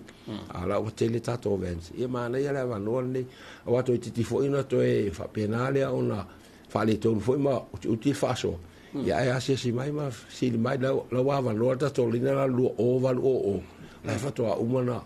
ona ka muta tato telefoni na landline wala au mai e pe ama la o mieso soani po fe la vai ta fai la ie so na ine fai ngofina tali atu mala o ngore mbalo le tunu ala la foto ya wanita te vai atu pepale na samua ja pe o mala observa le la son nei o po kala o po ni usumanga no so agora ai mai ni usa le vai so ako fa fai la maunga ia o famanato atu le malo tato atu nu o tele la vale stock o tato pa ula iai e le pa o le Bridgestone po o le Crosswind e fai lau filinga o tato sai se so pa o Bridgestone e maua le Hilux ia mau fo ia Land Cruiser ia le tule o tato pa o Crosswind ia e maua uma ia so o se tuenga ta avale so o se size ia mata mai lava i le size le o le tasi valima se fulu lima ia o le lua se lau ma le lima o no lima ia o le lua se lau lua lima ma fa solo to ai lunga i pa uia ia Hilux o le lua o no lima fitus fulu ono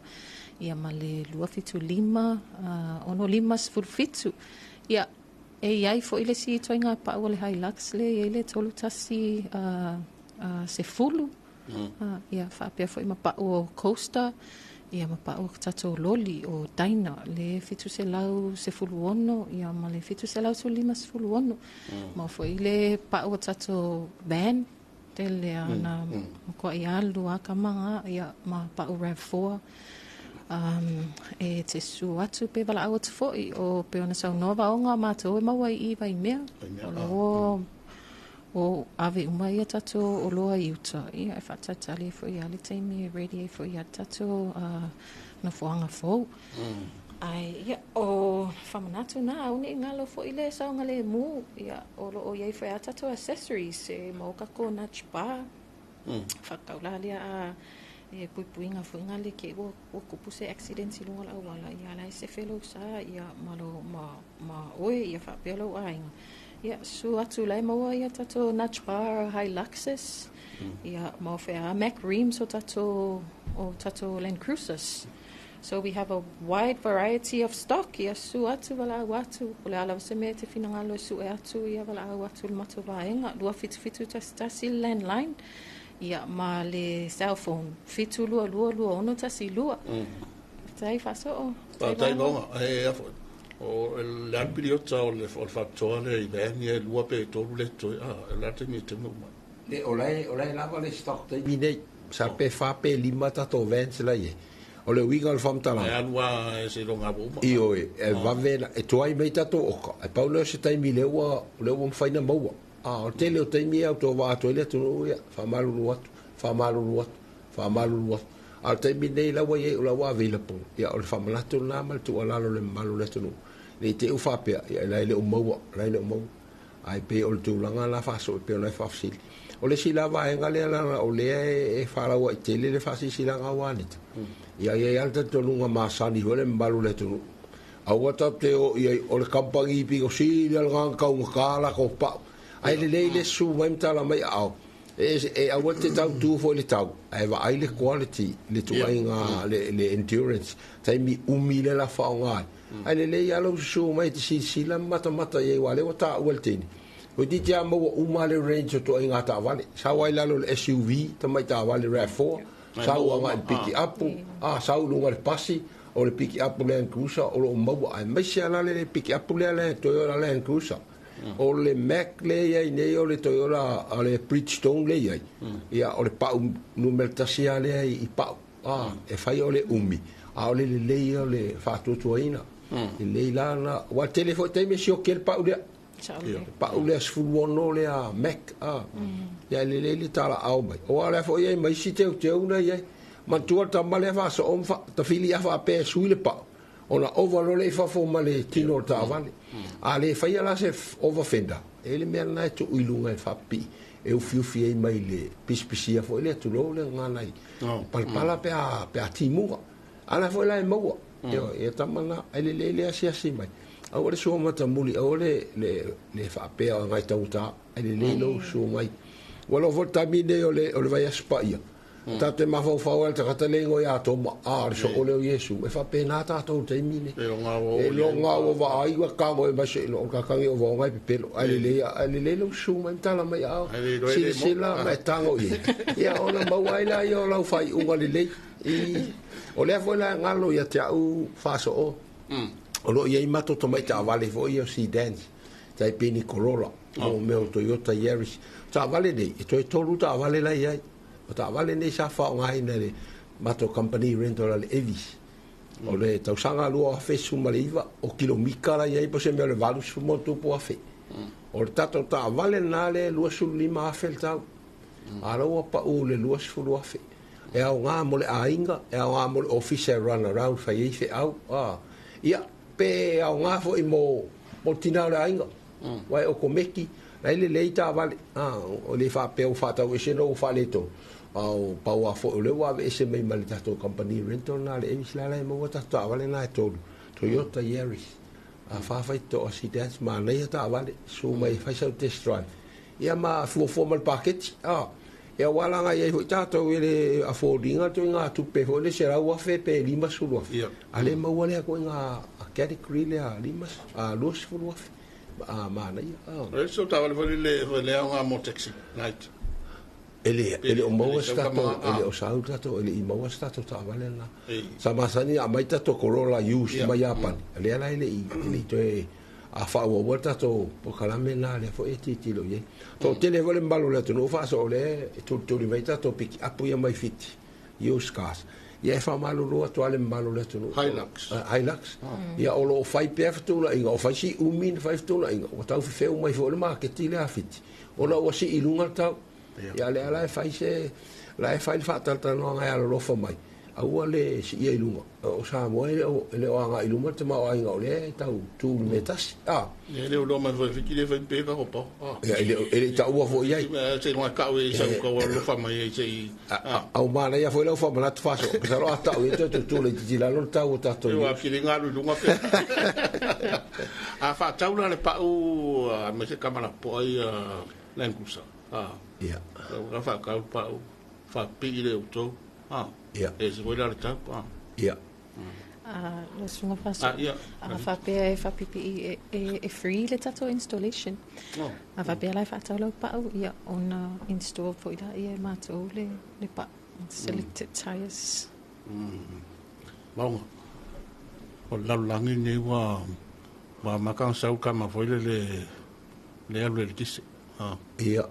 o la se tiro le tatu ka padi e ngam e alu pe aka ko skedi le aftai o fisili ai o le tele e gata la fisili fa so ai mala ia fa tu po malato wal silfia la tele le malo le tu o lo tu fisili le tu so le ele kilo al koyo ko min ka vale el kisi o le talia tu le fai tau le fa fonga le tu o mai mo mai ele fa pe ele o fai el Toyota di ta vale el tisi battery electric vehicles fa pena fo le hybrid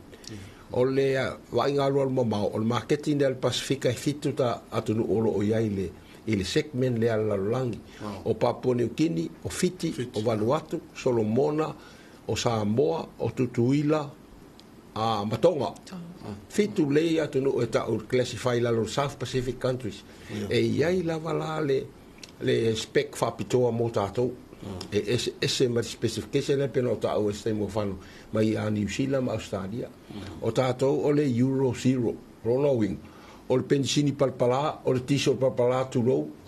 o le soau e open fo ila e alta to market e le any restriction e mo le ta o le clean emission o le tulanga laria o lo ia ile ta penanga to yo la o amato avea fo ia li poti ia o le wa o mai e nisi compania ta vale el tiseto no le tonu o le lato atunga lunga la vai le fa mo o toyo ele te ia o mai ta vale o le amaya lua tolu fa lima te usanga o plan ta pena o le memo mo ta pena o le training o le ata mai fa pito ina ia mo fai o le ka muta ma maintain ta vale ne ia lava sila fie in country to tonu le tonu ina ia wala itu la I mai fa fita uli pos fa la lave o le vai ngalona lua o ta pena inga o logistics o parts o le service ma me fa pena ina ia au mai a wa umana line up uma tu la ngai pe o mo umia ia au nei poloka pe au nei tu la I mai ni pe fea o le vai ngamuli muli o le va ai po lava ta pena ia le ta pena ngale atu pena fata te inga meio power stations meio charging stations mana tua foi o tisol mal benzini au tu nei le ato se afetula o mana tu alu o tama ia e fai asi uminga charge ele ngata lana afa pe tele ta vale e charge te metas e mana o mia se tele o le energy lo winga e fai si fata te inga te min nei ta vale na o mai nei ta lo nei al malo ia le ana te ofisile le tu po fer me u tu po fe tia sai ia le ala o pe nei mal pau fai ma pe pau ia o fa fita uli la ia sale sa taunta to va ai ai o tali el tele de te o fa sta le a fai la ia o me ala ia le ta pe nei ma to ma salo ele o to ma mau ai mo mai se fa lingo po le ale la o mal submit ma to report a fai el tu langa le ai le si me aga mama e mal tato emission control e mai se ia o le swing al tau ia o le ala ta pena ia o te loe o mal tau sanga le inga yo ma tau o lo fa ta pena nga e te le ta pena e te le ina ia wana I fa pa o le ma wana I to pelau ia ne tu la I mai fa fitau per talia tu le fa so tu sa mala fa fil Café kalangoa tangata I langa maka upo e sel manino io kalangoa fo ko ki pula ia ko ngakalo e fa makala fo e maia fa io ko kamako ia e fa makala mai fo le la o sa no ia su io tatu ngamali ia makwa manino le fo sa se va isi va nga va nga ma vanita te fo ia ni se va ngo to tatu programa ia o le o te vai tu lu ma le uno la tini o le winga ai wo ba to I marsol ai ma lo fa stai fa so le tai fa stai fa te pili ta fili tu sa mal tato por calambe ia o le na lo ta inga ina ia se lava si la fio le tu I me lo tupu o a o lo o tato fa ta wina o a fo ni tau pa u fa mama avenga o iai ia le le ia fa sili mai fa nga mai ta telefon fa ve o le mai ta ile wa ni ta le va ia tato to tonga spare parts o pa ta vale ma ta vale o le fitu lua ono ta si lua te leonista I bele taria pe va ia tu le masani ai fa mo le ta ta peta te o a u lipa maonga o le fitu lua ono ta stasi ia mal tato len line out ta o wa ni tai funga le lua fitu stasi ia a o le lua o val o faina e vili mai fo a fa pe e sel pito le o maua la tam fai la vale le o fenga luenga e direct o le me o ile va vena maua la so soani e fautu ai na fole malo le tono o tato a ta vale fair service e me se ta val fo le pele vala au mai tato line line lua ono ta siva pe vala au mai sunga ya ta pelu na tala fitu lua ono ta siva le fai me la puki ina ia buane I fa po ia I manu o fangalo su mai ai le o mawala vano ai le leon na wala au mai ia na su mele la o mawale la o to o mar fai la poking fa talia ima ia o le sila tulanga fa so e pelo manulo o mawasin tai mile to titi o mar ta to por kana le o to talia ta to company se tupe tino tupe cash mo mia la vale siaki ia po direct transfer to no account ia ono tulanga le malufia o le nei vai te ia yo fatasia me le e ia le tangata ono afaina fo ia pofofuanga I me ne o selin le ala wa apple tato company le fainga le fai fafu então fai avoid le handling o tino tupe e fai titi ai foi fa fita le tura mai ia per ka kamera ka foi le ia per ku pe ko ko per fa pela ora ia se le di ka ko fi o lo le se ne ke wa swipe patu ai o le numero sa Evelina le o te fa mai salon Paula mo terminé ia me foi lava no ma te fa sta tele tuai le tato a le tio al tuo IP ma le TV9 ia mo le avanoa tato compania solulu taitasi e se foi mala ia le fa inga pa o malanga le no malanga de se va invasion tele ma tu amanino la volta to le tio tu ia le tio fa lo mai tanga te lo si fo ta fi ai ma lo ni ta yao amanu ya tu le malo le tu no fa iba ma tiu te fa sta tele mo ma avanoa mal fa lo tele fa sta aveo ngai ali bavonga ia va behold mai te sala ia wanita ale ia wa fortato talanga mar compagnia le Esco Motors o le mo le savanoa ia mo sta me luma te nei manuia tele tato no tiu te mga wenga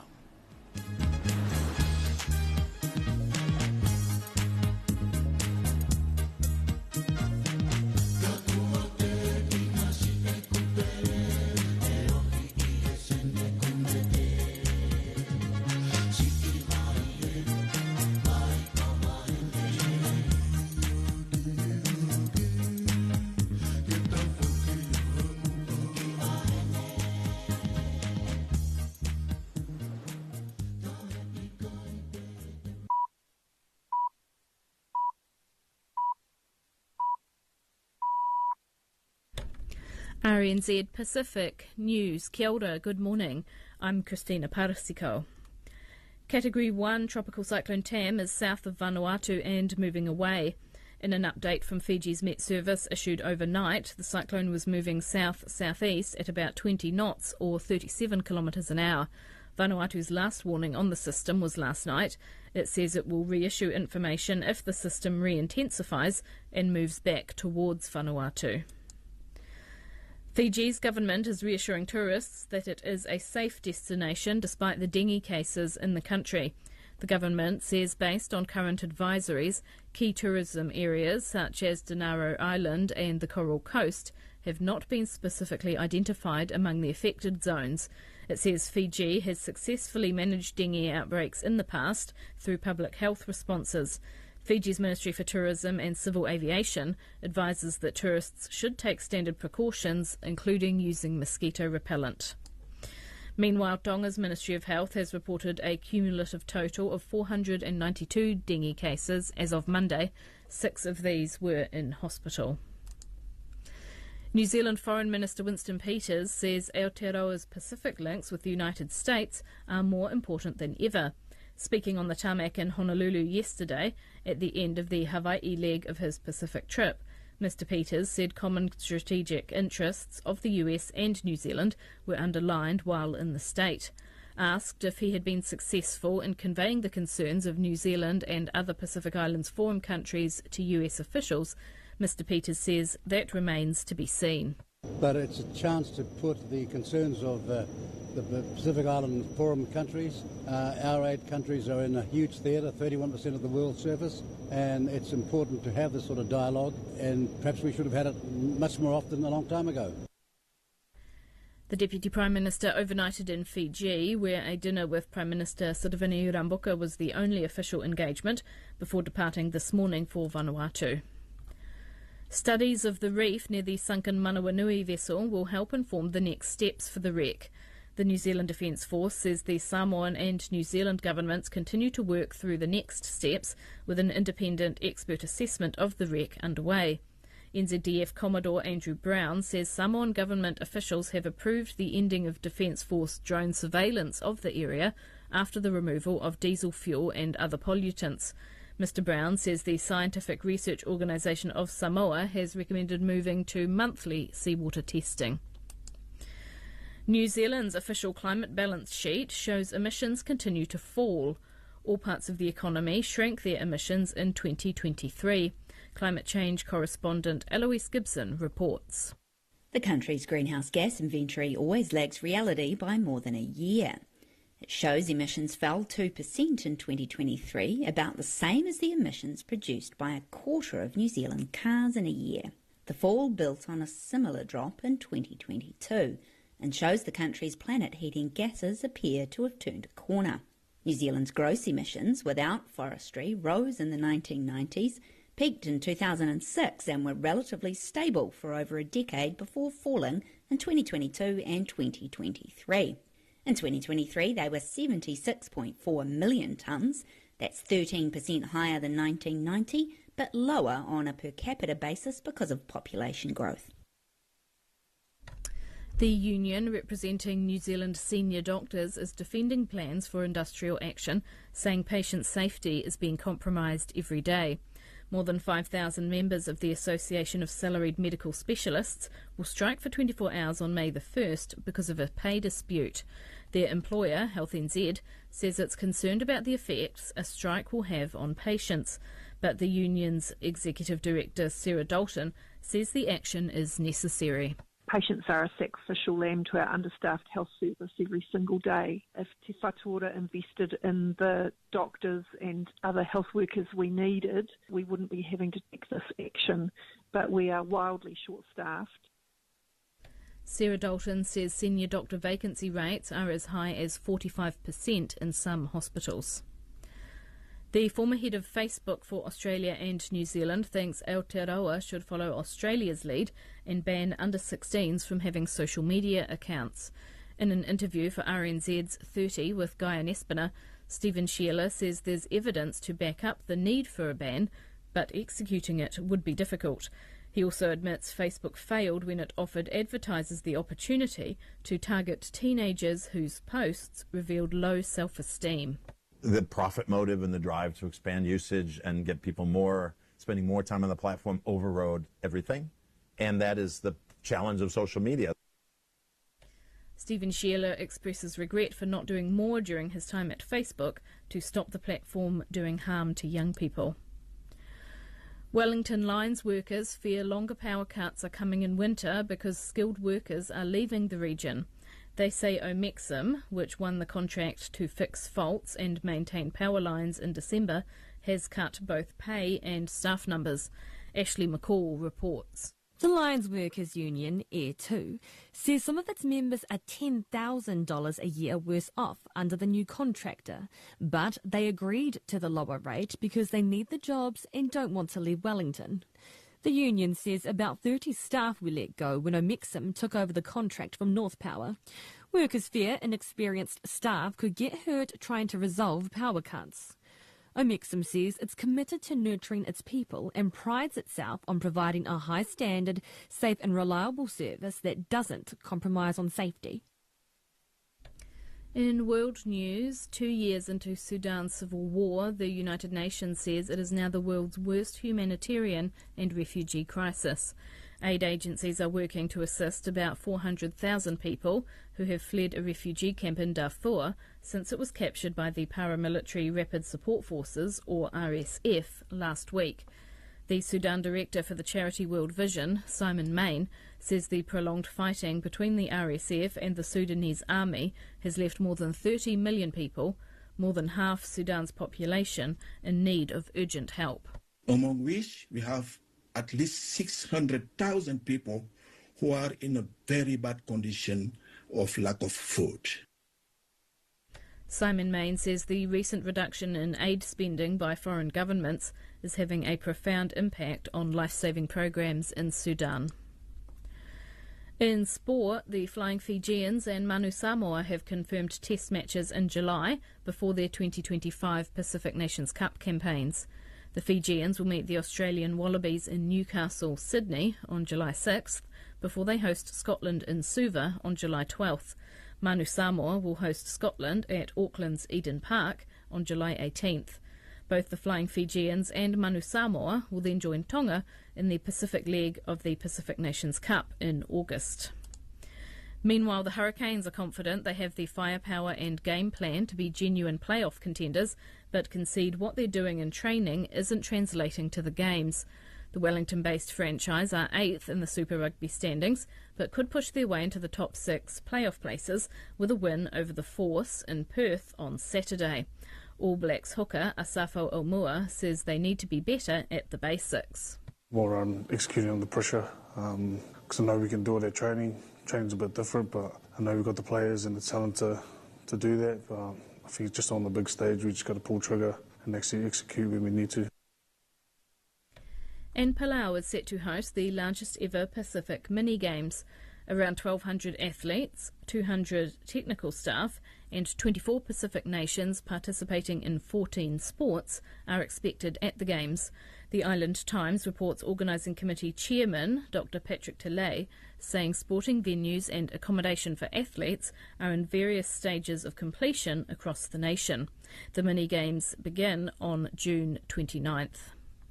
That's your latest news and sport from RNZ Pacific. For more on our stories, head to our website rnz.co.nz/Pacific.